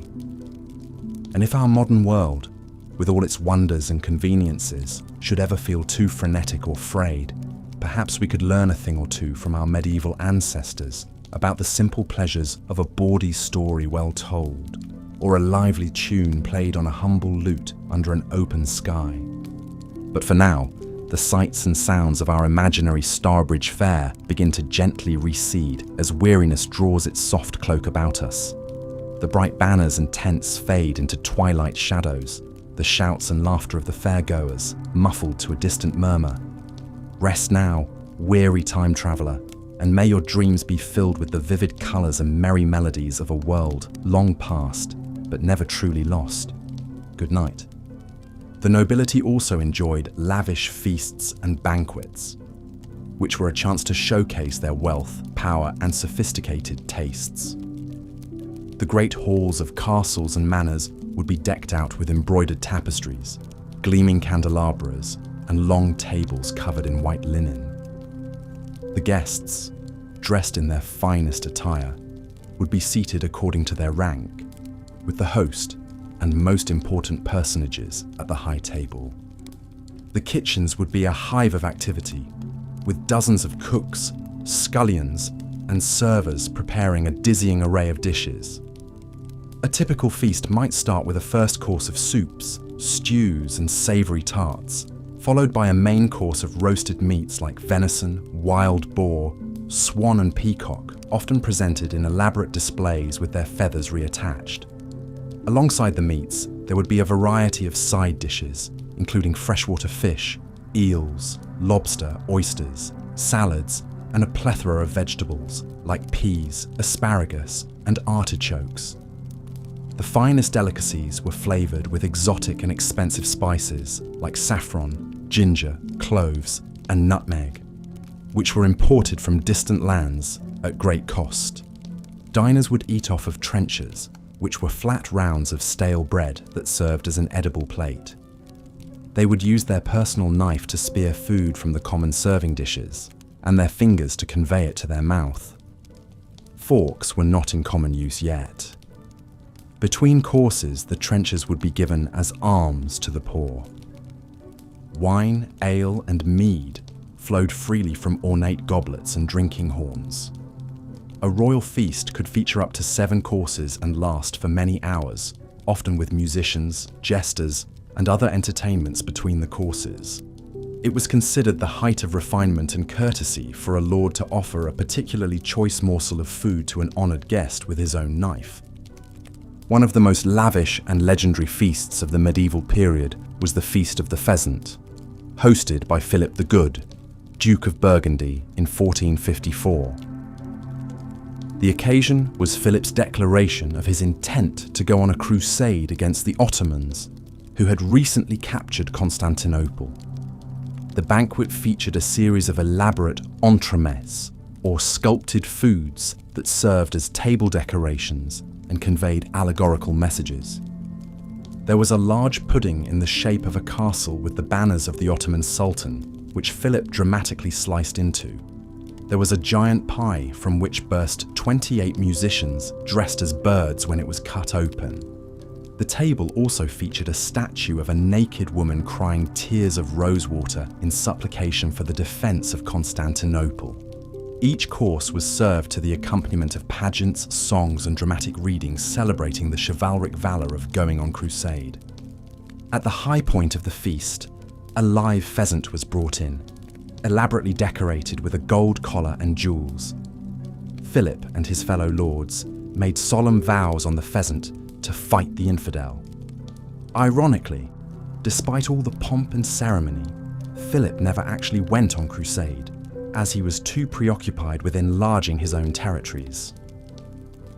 The Feast of the Pheasant exemplified the late medieval style of courtly opulence and pageantry. Such occasions were designed to dazzle the senses and showcase the wealth and power of the nobility. They were also highly symbolic, with each decorative element and figure conveying a story or moral lesson. The birds bursting out of pies represented the souls being freed from the torments of purgatory. The woman weeping rosewater tears embodied the anguish of Christians suffering under Ottoman rule. Despite their extravagance, Medieval banquets could also be quite unhygienic affairs by modern standards. The rush floors of the great halls were often littered with bones, spilled food and drink, and even dog droppings from the lord's hunting hounds lounging under the tables. The elaborate displays of dressed-up animals like peacocks with all their plumage would be left out for hours, becoming a breeding ground for bacteria. And the communal washing of hands in shared basins of water before and after the meal did little to prevent the spread of disease. Amidst all the excess and grandeur of noble feasts, one quiet revolutionary was laying the foundations of modern French cuisine. Guillaume Tirel, better known as 𝐲𝐬𝐿, served as master chef to no less than 3 French kings, Philip VI, Charles V, and Charles VI, between 1326 to 1395. 𝐲𝐬𝐿's reputation was such that he was placed in charge of organizing the coronation feast of Charles V in 1364, which featured a staggering array of 66 dishes divided into 3 courses. 𝐲𝐬𝐿 is most famous for writing one of the earliest medieval cookbooks called Le Viandier, which contained 230 recipes ranging from simple dishes like omelettes and vegetable soups to complex preparations of venison, boar, and other game meats. 𝐲𝐬𝐿 emphasized the importance of fresh ingredients, careful seasoning, and attractive presentation. He also began to codify the elaborate rituals and protocols of formal dining, such as the progression of courses, the pairing of dishes with sauces, and the art of carving meats. Some of 𝐲𝐬𝐿's recipes seem strange and unappealing to modern tastes, such as the garbage, which was a stew made from the entrails and offal of various animals. Another dish was momigny, which was a sweet and savory porridge of wheat, almonds, rice, cinnamon, saffron, and sugar, often dyed a vivid green color with parsley juice. The most infamous was 𝐒𝐥𝐞𝐞𝐞𝐩, a Frankenstein-esque creation made by stitching together the upper half of a capon with the bottom half of a piglet and coating it in egg yolk and saffron before roasting. However, many of 𝐲𝐬𝐿's other recipes and techniques were well ahead of their time and laid the groundwork for the development of haute cuisine. He was one of the first chefs to recommend using butter and heavy cream to enrich and thicken sauces. He developed a precursor to the roux, the foundational mixture of butter and flour used to make sauces like béchamel and velouté. 𝐲𝐬𝐿's blanc manger, a creamy almond-flavored chicken stew thickened with rice flour, anticipated the more refined blanc mangers of the 17th and 18th centuries made with milk and sugar. He pioneered new pâtés, terrines, and the use of the pastry crust as a decorative container for savory fillings like meat and cheese. In a sense, 𝐲𝐬𝐿 was one of the world's first celebrity chefs, renowned for his artistry and skill, and setting the standard for generations of cooks to come after him. Even outside of royal courts and noble manors, the rising middle class of medieval towns and cities enjoyed good food and conviviality at taverns and inns. A typical tavern meal might include a savory pottage or stew, bread, pickled vegetables, and simple roasted meats or fish, all washed down with plenty of ale or cider. Taverns were also social hubs, where people would gather to exchange news, sing songs, and play various games. Dice games were especially popular, including early versions of craps and hazard. Other common games included nine men's Morris, fox and geese, tables, an early form of backgammon, and chess. Chess was considered the most intellectually challenging and prestigious of the medieval games, the so-called Game of Kings. It was a favourite pastime of nobles, scholars, and clergy, who would often engage in matches for high-stakes wagers. The Lewis chessmen are perhaps the most famous surviving medieval chess pieces, discovered on the Isle of Lewis off the coast of Scotland in 1831. The hoard contained 93 game pieces in total, including kings, queens, bishops, knights and pawns, intricately carved from walrus ivory, and whale's teeth in the elaborate Romanesque style of the 12th century. Most of the pieces are housed in the British Museum, with a few held at the National Museum of Scotland. The Lewis chessmen capture the vibrant and imaginative spirit of medieval craftsmen. The kings sit slouched on their thrones, wearing dour expressions and holding their swords across their laps. The knights are mounted on small ponies, their eyes bulging with fierce concentration.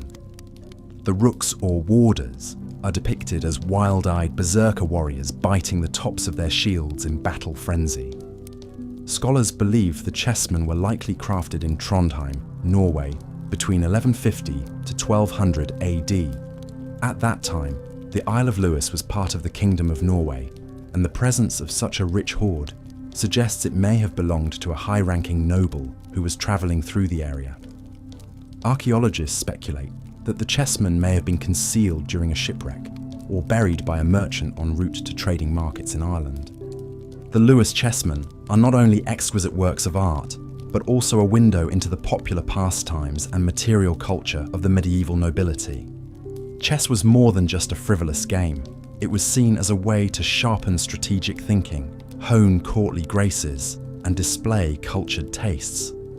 Possessing an ornate set of chessmen carved from expensive materials like ivory was a mark of social status and prestige.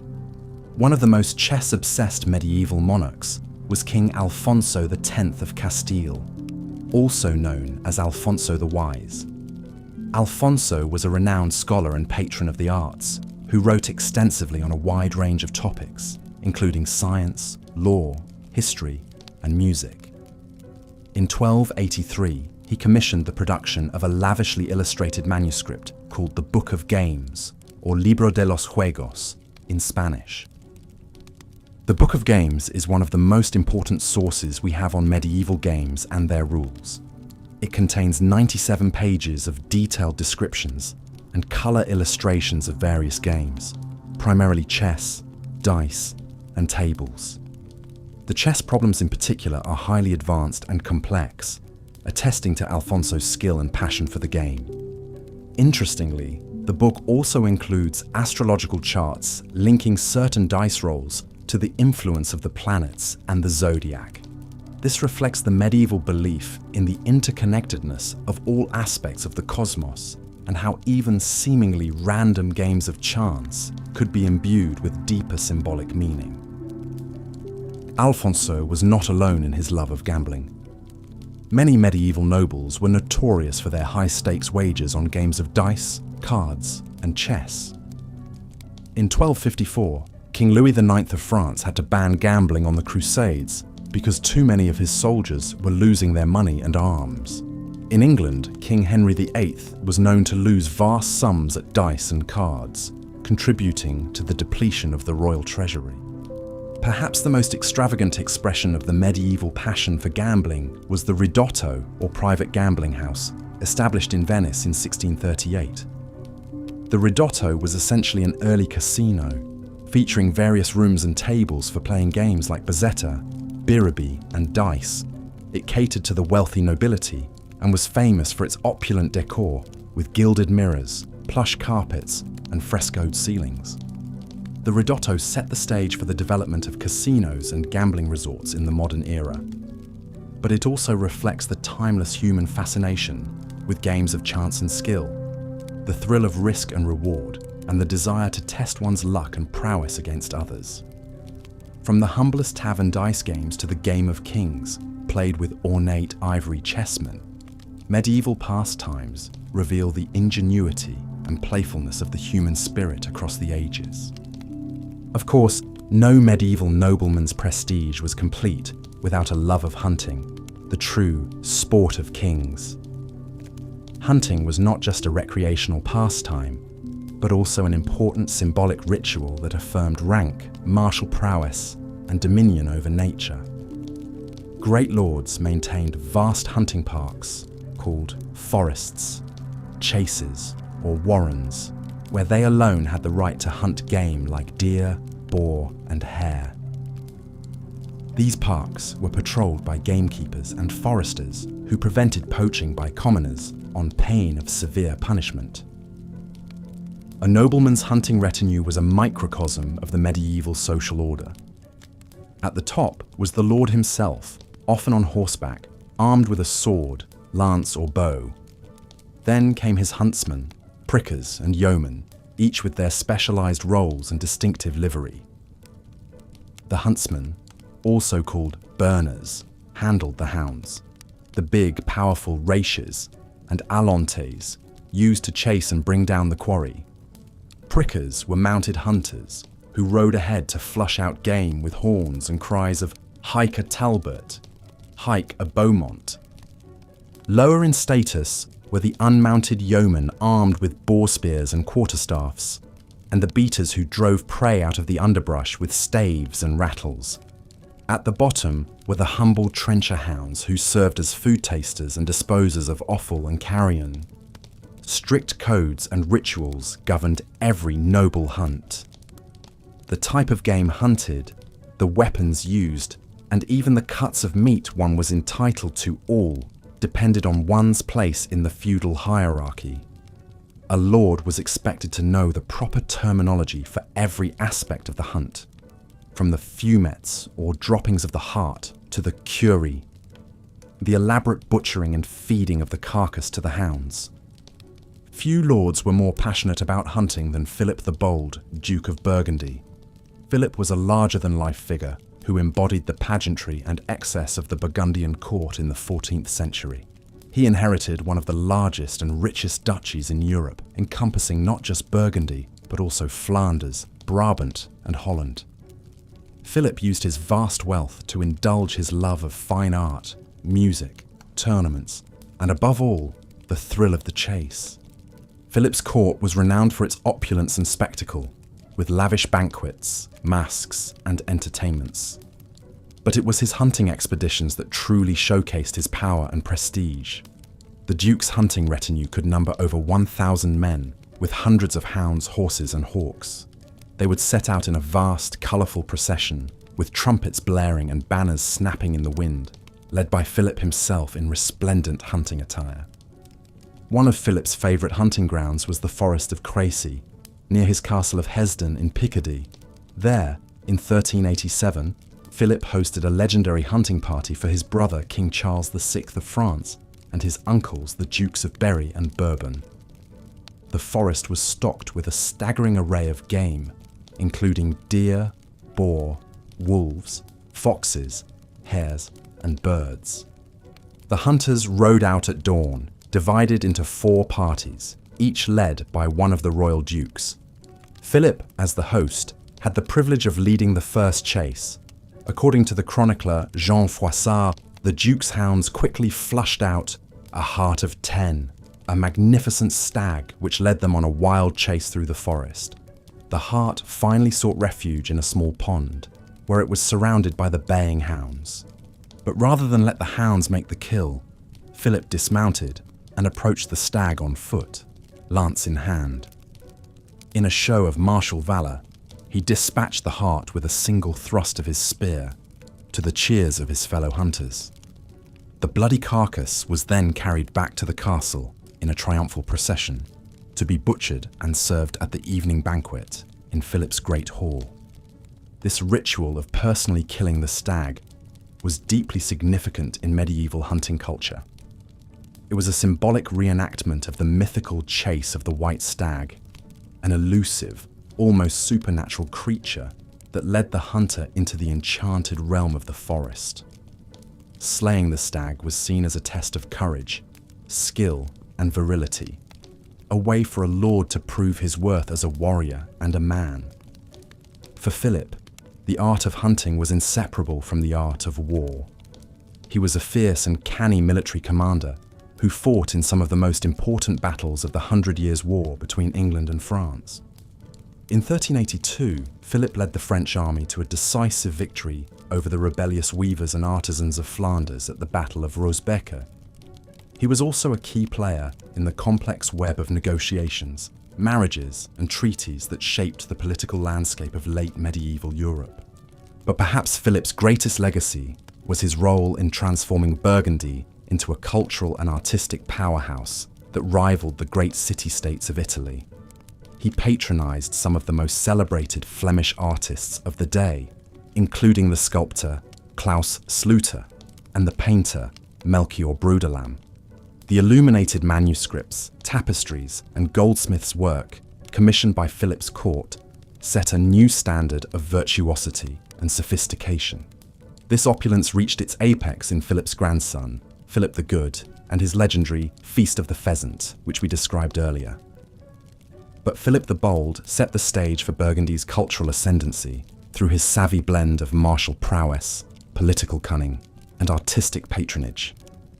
The rituals of the hunt were an essential part of this package, projecting an image of noble power and prestige that dazzled contemporaries and echoed through the ages. Of course, hunting was not just the preserve of great dukes and kings. Let's continue our foray into the wild world of medieval leisure and pleasure. But before we get too carried away, I must caution that the nobility tended to have all the fun, while life was no carnival for the toiling peasants. You see, 90% of the population were serfs, virtual slaves bound to the land, breaking their backs to grow food for the other 10%, those lucky, plucky nobles. Even so, the commoners found time between back-breaking labour for a few simple amusements of their own. I suppose you could say they were experts at making their own fun. Imagine yourself a humble medieval peasant. If you weren't busy tilling the fields, slopping the hogs, or darning your only ragged tunic, you might steal a few precious moments to play Nine Men's Morris, a deceptively simple yet absorbing board game played with pebbles and sticks. No fancy-dancy PlayStation 5 required, just a slab of wood and a pocket full of rocks. Chess was another favourite, and archaeological evidence shows it crossed all social classes. From haughty lords to lowly serfs, everyone loved a good game of chess. But the most magnificent chess set of the Middle Ages has to be the Lewis chessman, discovered by a farmer on the remote Isle of Lewis off the coast of Scotland in 1831. Carved from walrus ivory and whale teeth in the 12th century, these expressive little kings, queens, bishops and knights are a marvel to behold. Just who owned this exquisite set remains a tantalizing mystery lost to time. Some speculate a merchant was carrying them to a lucrative sale when his ship foundered near Lewis. Imagine the look on his face as his precious cargo plummeted to the bottom of the sea. But they were not doomed to a watery grave forever. Only about 700 years or so before being miraculously resurrected. But I digress. So back to our poor, beleaguered peasants. They couldn't afford walrus tusk chessmen, but that didn't stop them from having a jolly good time rolling the dice. In fact, gambling was a favourite pastime of all classes. So much so that one irate 13th century preacher railed against the damnable art of dice play, fearing it would corrupt the youth into sloth and depravity. But no matter how the preacher prattled on, dicing was devilishly popular. Chaucer's Canterbury Tales are chock full of gambling references. Those merry pilgrims just couldn't wait to get to the next inn to try their luck at hazard, or put their pennies on a pair of six. Even kings and bishops would lay a wager or two on the toss of the knuckle bones, the forerunner of dice made from actual animal knuckles.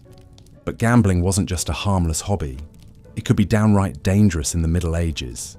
In 1190, the King of France and the King of England got into a row over a particularly heated dice game and nearly came to blows. Talk about royal temper tantrums. One can only imagine the poor quaking page who had to break up that spat. But it seems the French never learned their lesson. A few centuries later, King Henry IV of France once lost an entire district of Paris in a single roll of the dice. Now that's what I call high-stakes gambling. Indeed, such wagers could have far-reaching consequences. According to medieval chroniclers, the region of Mortain in Normandy got its name from a very unlucky throw of the dice. The story goes that William of Normandy lost the county to his brother Robert during a game and exclaimed in French, "Mal tien," meaning badly held.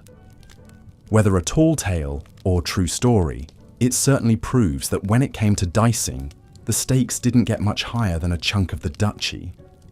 But for those wishing to avoid flashing daggers over the hazard table, a friendly game of tables was just the ticket. An ancestor of our modern backgammon, this ancient game was hugely popular across medieval Europe, from London to Constantinople. The Book of Games, commissioned by King Alfonso X of Castile, depicts bejeweled nobles and turbaned Moors hunched in studious concentration over their boards. One can almost hear the satisfying rattle of the dice and click-clack of the pieces. Curiously, many surviving sets have a lopsided number of counters, perhaps to give a skilled player a winning edge over a well-heeled but half-witted opponent. But you may be wondering, with all this talk of gambling, where did medieval folk go to get their game on? Why, the local tavern, of course. These dingy, smoky dens served up hearty helpings of ale, gossip, and gaming galore. Forget the jousts and tournaments. This is where the real action happened. Imagine a cramped, dimly lit room packed with boisterous patrons. A virtual rogues gallery of cut purses, sailors, apprentices, and wayward clerics, their faces flickering in the light of guttering tallow candles. In one corner, a grizzled man-at-arms rolls his remaining dice with a trembling hand, the last of his wages riding on this final toss. In another, a group of rascally students cluster over a game of fox and geese, their whoops of triumph and howls of despair punctuating the merry din. The harried tavern keeper scurries to and fro with foaming flagons of ale, pausing only to cuff the ears of a stable boy filching hazelnuts from a bowl. Yes, it's a far cry from the glittering castle banquet hall, but you can't beat it for a good night out. But man cannot subsist on dice alone, so all this gaming would work up a mighty hunger and powerful thirst. No worries though, for the average tavern offered a lip-smacking array of hearty fare to keep those gamblers going. A typical spread might include crusty manchette bread, zesty cheese, and perhaps a leek pottage, all washed down with quarts of strong brown ale. And if you were feeling particularly flush, you might splash out on a roasted capon or savoury meat pie. Just be sure to keep one eye on your trencher and the other on your purse, lest some light-fingered rogue make off with your supper or your steaks. But I fear I may have painted too sordid a picture of the medieval tavern. To be sure, many were upstanding establishments frequented by honest working folk, just looking to unwind after a hard day's toil. Why even the most respectable craftsman would gather to hoist a pint, swap tales, and yes, enjoy a friendly game or three.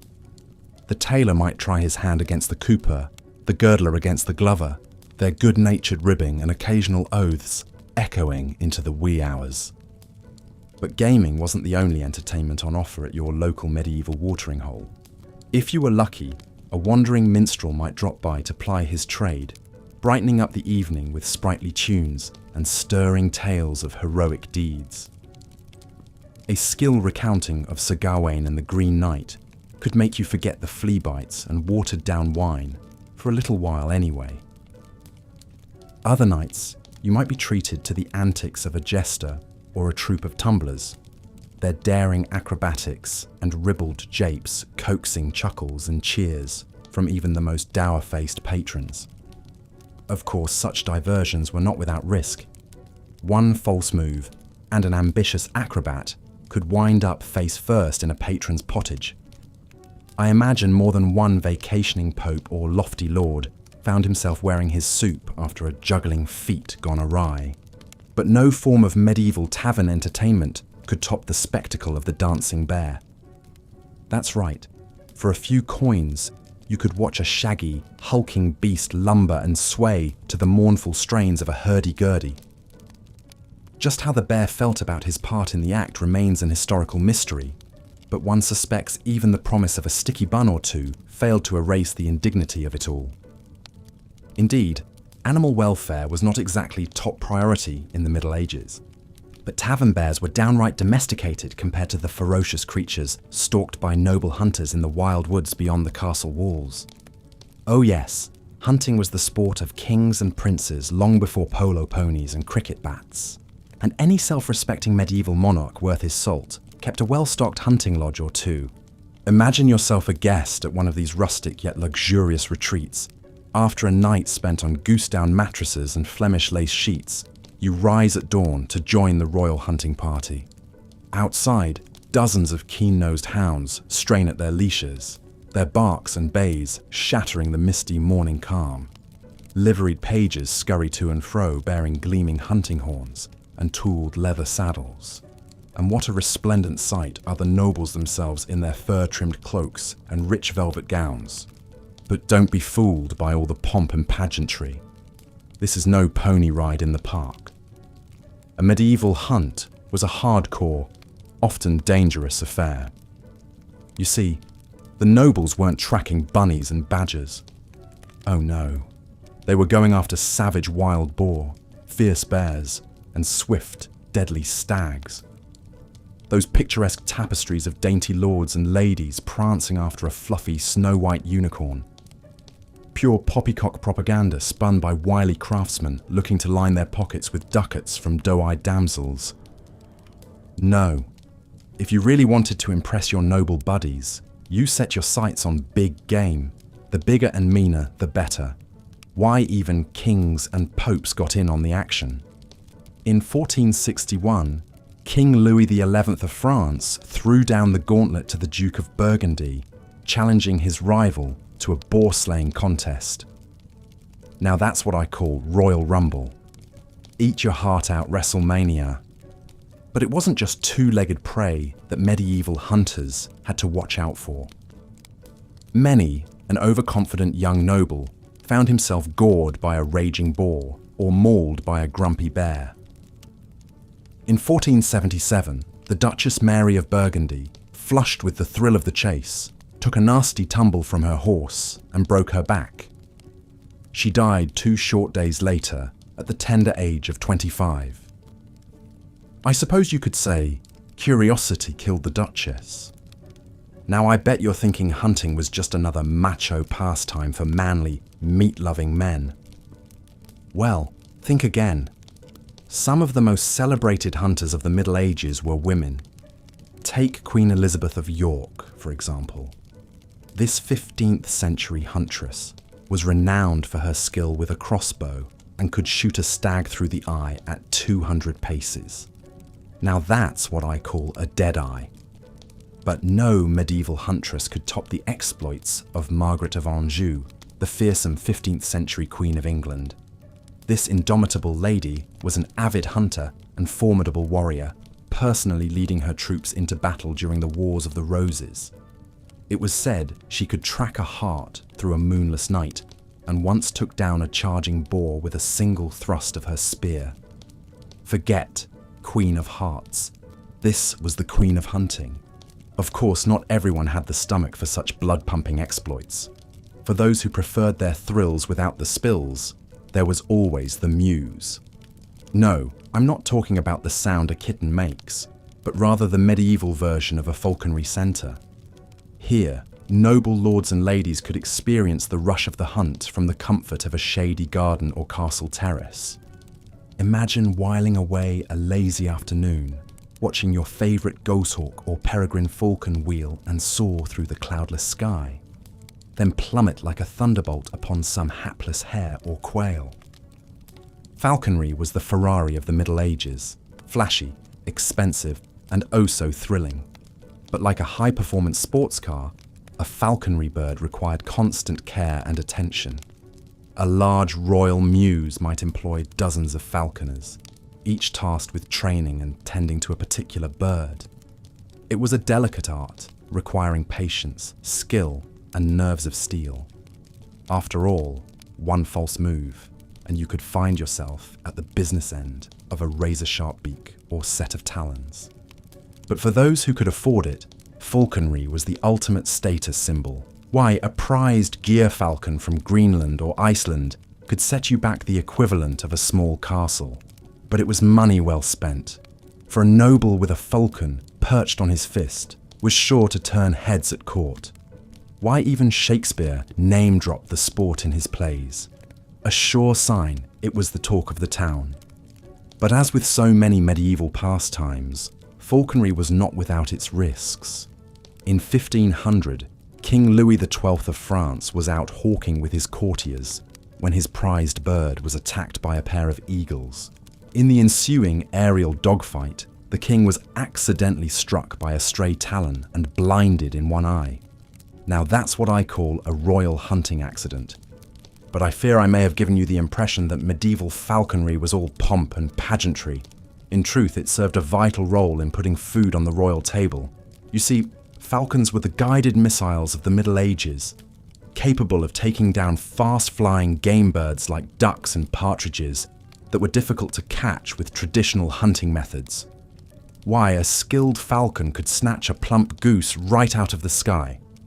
A welcome addition to any medieval feast. Ah, but we mustn't forget the real stars of the show, the birds themselves.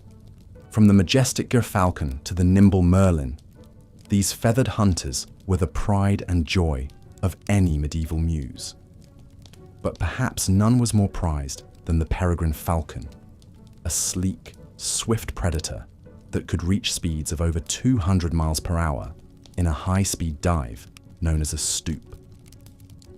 Watching one of these magnificent birds plummet from the heavens to strike its quarry was a sight that would make even the most jaded noble's heart skip a beat.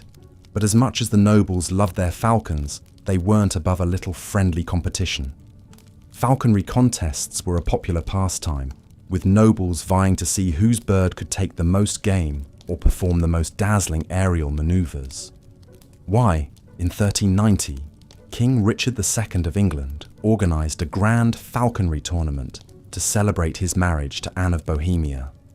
Lords and ladies from across the realm flocked to the event, each hoping to win the coveted prize, a solid gold falcon hood encrusted with precious gems. But while falconry was a sport fit for a king, it wasn't the only winged wonder to capture the medieval imagination. No, for some, nothing could beat the majestic sight of a mighty swan gliding across a glassy moat. But don't let their serene beauty fool you. In the Middle Ages, swans were serious business. You see, all swans were property of the crown, and woe betide any peasant caught poaching one for their pot. Why, in 1482, a hapless farmer was hanged for killing a swan that had been eating his crops. I suppose you could say it was a case of duck, goose, swan. But not all medieval bird lovers were so bloodthirsty. In fact, some preferred to keep their feathered friends closer to home. Songbirds like nightingales, linnets, and goldfinches were popular pets among the nobility, prized for their sweet voices and colourful plumage. Why, even nuns and monks got in on the action, keeping finches and canaries to brighten up their cloisters with a little bird song. But perhaps the most famous medieval bird lover of all was St. Francis of Assisi. This gentle Italian friar was renowned for his love of all God's creatures, great and small. Legend has it that he once preached a sermon to a flock of attentive birds, exhorting them to praise their creator with their songs. Now that's what I call a bird-brained idea. But I digress. You're probably wondering what all this talk of hawks and swans has to do with medieval entertainment. Well, you see, falconry and bird-keeping were just two of the many ways that medieval folk found beauty and wonder in the natural world. In a time before zoos and wildlife documentaries, the creatures of forest and field held a special fascination for people of all classes. Why, even the humble hedgehog had its moment in the medieval sun. Yes, you heard me right. The hedgehog. In the Middle Ages, these spiky little insectivores were believed to have all sorts of magical powers. Some folk kept them as pets, believing they could ward off evil spirits and cure everything from baldness to bubonic plague. Others used their quills to make charms and amulets, or even ground them up into potions and powders. But perhaps the most bizarre hedgehog-related pastime was the sport of urchin rolling. Competitors would roll a live hedgehog down a hill and place bets on how far it would go before unrolling itself. Now that's what I call a prickly situation. I can only imagine the hedgehog's relief when it finally came to a stop, quills quivering with indignation. But lest you think the Middle Ages were all fun and games, let us not forget the grim realities of life. Through games of chance and skill, medieval people of all walks of life found ways to test their luck and stave off boredom. From the lowliest taverns to the halls of grand castles, the clatter of dice and chess pieces provided a lively soundtrack to medieval life. Perhaps the most famous gaming relics to survive from the Middle Ages are the Lewis chessmen. This intricately carved set of walrus ivory chess pieces was discovered on the Isle of Lewis, off the coast of Scotland, in 1831. 93 pieces from 4 distinct sets were found, although who they belonged to remains a captivating mystery, lost to time. The Lewis chessmen are believed to have been made in Trondheim, Norway in the 12th century, based on their ornate Romanesque style. The kings, queens, bishops, knights and warders are depicted as solemn figures, sitting with swords across their laps or grasping their faces deep in thought. One can imagine a wealthy Norwegian noble commissioning the set, only to have them go missing on a voyage across the sea. The superstitious crew perhaps casting the idolatrous chessmen overboard. In the smoky din of a medieval tavern, chess was just one of many games of strategy that mingled with raucous dice games and rounds of backgammon or tables. Archaeologists have uncovered boards scratched into the tops of barrels and benches, a sign of just how ubiquitous such pastimes were. The medieval version of Nine Men's Morris, played with pegs or stones on a board or dirt grid, was so popular that countless boards survive scratched into cloister seats and even the porches of cathedrals. But for sheer variety, few could match the gaming habits of King Alfonso X of Castile. The learned king, also known as Alfonso the Wise, commissioned an impressive tome called the Libro de los Juegos, or Book of Games, in 1283. The book depicts the rules of chess, dice, and tables, accompanied by lavish illustrations of players engaged in the games. One memorable anecdote tells of a tense chess game between King Henry I of England and Louis VI of France in 1119. The two monarchs sat hunched over the board, each determined to outmaneuver the other. But when Louis triumphed, Henry, in a fit of kingly rage, flung the chessboard at Louis's head, drawing blood. A century later, chess again sparked an international incident when Richard the Lionheart and Philip Augustus of France got into a scuffle over a wager on a game. Clearly, medieval notions of being a good sport had their limits. For those craving the atmosphere of a casino, one needed only to visit medieval Venice. It was there that the Glückhaus or ridotto first emerged in the 13th century. These little houses of luck were early gambling halls where dice games and card games were played for high stakes. Situated in private wings of palazzos, the well-heeled patrons of the ridotto lounged on Turkish carpets, played games like tarot and primero, and enjoyed sweetmeats and chilled wine between turns. But of course, man cannot live on gaming alone.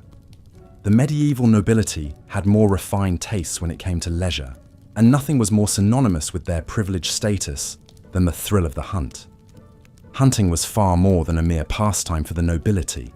It was an all-encompassing way of life, one deeply entwined with prestige, pageantry, and power. Few exemplified the medieval aristocratic love of the hunt more than Mary of Burgundy. The Duchess of Burgundy, Mary was one of the wealthiest women in Europe, renowned for her patronage of the arts. But above all, Mary adored hunting and falconry. As an expert rider and hawk trainer, she thought nothing of spending long days in the saddle pursuing quarry. Tragically, Mary's life was cut short at the age of 25 when she insisted on riding out to hunt just weeks after a difficult childbirth. Galloping through the forest, her horse tripped and Mary was thrown against a tree, breaking her back. She languished in agony for days before finally succumbing to her injuries. The whole of Burgundy mourned their vivacious, sports-loving duchess. A medieval noble hunt was a grand affair, a portable festival that unfolded across the landscape. A sea of colourful silk tents and pavilions would spring up in forest clearings, with portable tapestries and furnishings transforming the rustic camps into something fit for aristocratic tastes. The chief huntsman, or master of game, oversaw a small army of foresters, dog handlers, and beaters who worked to drive deer and boar within range of the noble hunters. The protocol of the hunt was deeply serious to the medieval nobility, with an elaborate system of rituals governing every aspect. Special hunting horns sounded unique calls for different prey or parts of the chase. At the end of a successful hunt, the hunters and hounds were honoured in a solemn ceremony. The deer's entrails and organs were spread out on its hide in a precise arrangement and offered to the dogs as a reward. But the spectacle of the noble hunt paled in comparison to the sheer exoticism and novelty of travelling entertainers. In a time long before Netflix, these roving troops of musicians, poets, acrobats, and jugglers brought much-needed diversion to the farthest-flung corners of medieval Europe. Perhaps the most storied example of a performer-turned-power broker is Thomas Becket. Before becoming a man of the cloth, Becket served as a minstrel in the court of Theobald of Bec, the Archbishop of Canterbury, in the 12th century. There, Becket's quick wit and lyrical talents caught the attention of King Henry II, who appointed him Lord Chancellor in 1155. Becket and Henry became inseparable friends, partners in youthful revels and shenanigans. But their relationship soured when Becket was appointed Archbishop of Canterbury and took his spiritual duties far more seriously than Henry had anticipated. The rift culminated in 1170 when, in a fit of rage, Henry allegedly cried, "Who will rid me of this turbulent priest?" 4 of Henry's knights took this as a royal command. They rode to Canterbury Cathedral, where they confronted Becket, drew their swords and brutally murdered him on the altar steps. Becket's shocking martyrdom reverberated throughout Christendom. Miracles were reported at his tomb, and Canterbury became a major pilgrimage site, forever linked to Becket's memory. Of course, few minstrels could dream of rising to such lofty heights, or suffering such a dramatic demise. For most, a life on the road was one of hardship and uncertainty, forever chasing the next meal or a dry place to lay one's head. They were the medieval equivalent of starving artists. A group of 12th century French troubadours found their meal ticket by carrying the new art form of courtly love poetry from castle to castle. Singing florid odes comparing their noble patronesses to goddesses, poets like Chrétien de Troyes gained fame and royal favour. It was de Troyes who composed the first tales of Lancelot, Percival, and the Holy Grail that would capture imaginations for centuries to come. But perhaps no medieval entertainer was so synonymous with providing a good time as the humble court jester. Forever clad in motley, these impudent funny men cartwheeled across castle halls and banquet tables, regaling lords and ladies with ribald jokes, clever puns, and acrobatic feats. A famous jester named Roland le Péteur was known for his ability to jump up onto his liege's table, steal a quick swig of wine, and backflip off without disturbing a single dish. Such antics provided a welcome steam valve, allowing sly criticism of the social order under the guise of foolery. In a world where a stray word could mean a trip to the gallows, the jester's role as a sanctioned speaker of truth to power was vital. But a few special times a year, the social order itself turned upside down. Medieval people eagerly looked forward to festival days as a respite from ceaseless toil. And no celebration threw open the doors to misrule and mayhem quite like Carnival. With roots in Roman winter revelries, Carnival flourished in medieval Europe as a final burst of excess before the privations of Lent. This farewell to flesh reached its most riotous heights in 15th century Burgundy under the Dukes Philip the Good and Charles the Bold. For days, the streets of Bruges and Ghent became one continuous party, with lavish parades, bonfires, and open-air feasts. Elaborate costumes allowed revelers to shed their everyday identities and indulge their wilder natures. Role reversals were common, with the poor dressing as priests or nobles and vice versa. A lord of misrule was often elected to serve as a mock ruler who gleefully parodied the decrees of church and state. Such egalitarian antics foreshadowed the Feast of Fools held each December, when a lowly boy bishop ruled over even the highest church officials. This carnival spirit of social inversion provided a safety valve, however brief, from the rigid medieval hierarchy. But carnival was not the only time when medieval people let loose. Trade fairs, vital to the medieval economy, doubled as raucous festivals, complete with sideshows and entertainments. Sprawling across town squares or open fields, fairs like England's St. Bartholomew Fair became known as a Bartholomew baby, for the sheer number of unplanned pregnancies that followed each year. For a few precious days, peasants and nobles alike browsed stalls piled high with Flemish woolens, Venetian glassware, and exotic spices. They gaped at performing animals and hired freak shows.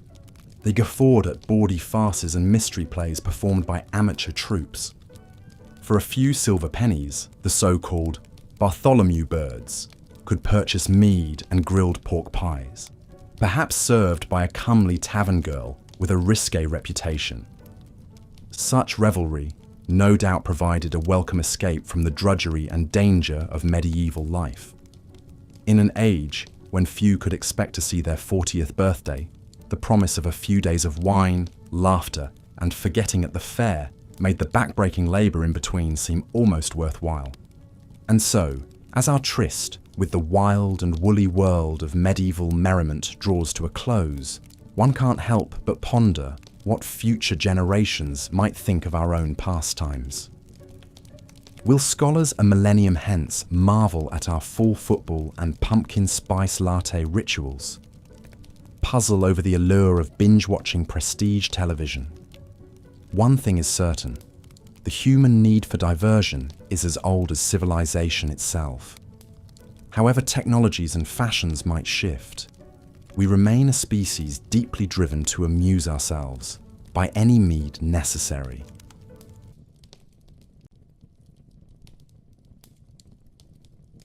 And now the story ends. Thank you for joining me tonight on the Sleepy History channel. We've traversed the curious, whimsical, and often absurd world of medieval amusements, a realm where even hardship couldn't extinguish the human need to laugh, play, and find meaning in the small joys of life. Until our next journey together, rest well, dream sweetly, and remember, though centuries have passed, our desire to find light in the darkness, to turn struggle into laughter, remains unchanged. Good night.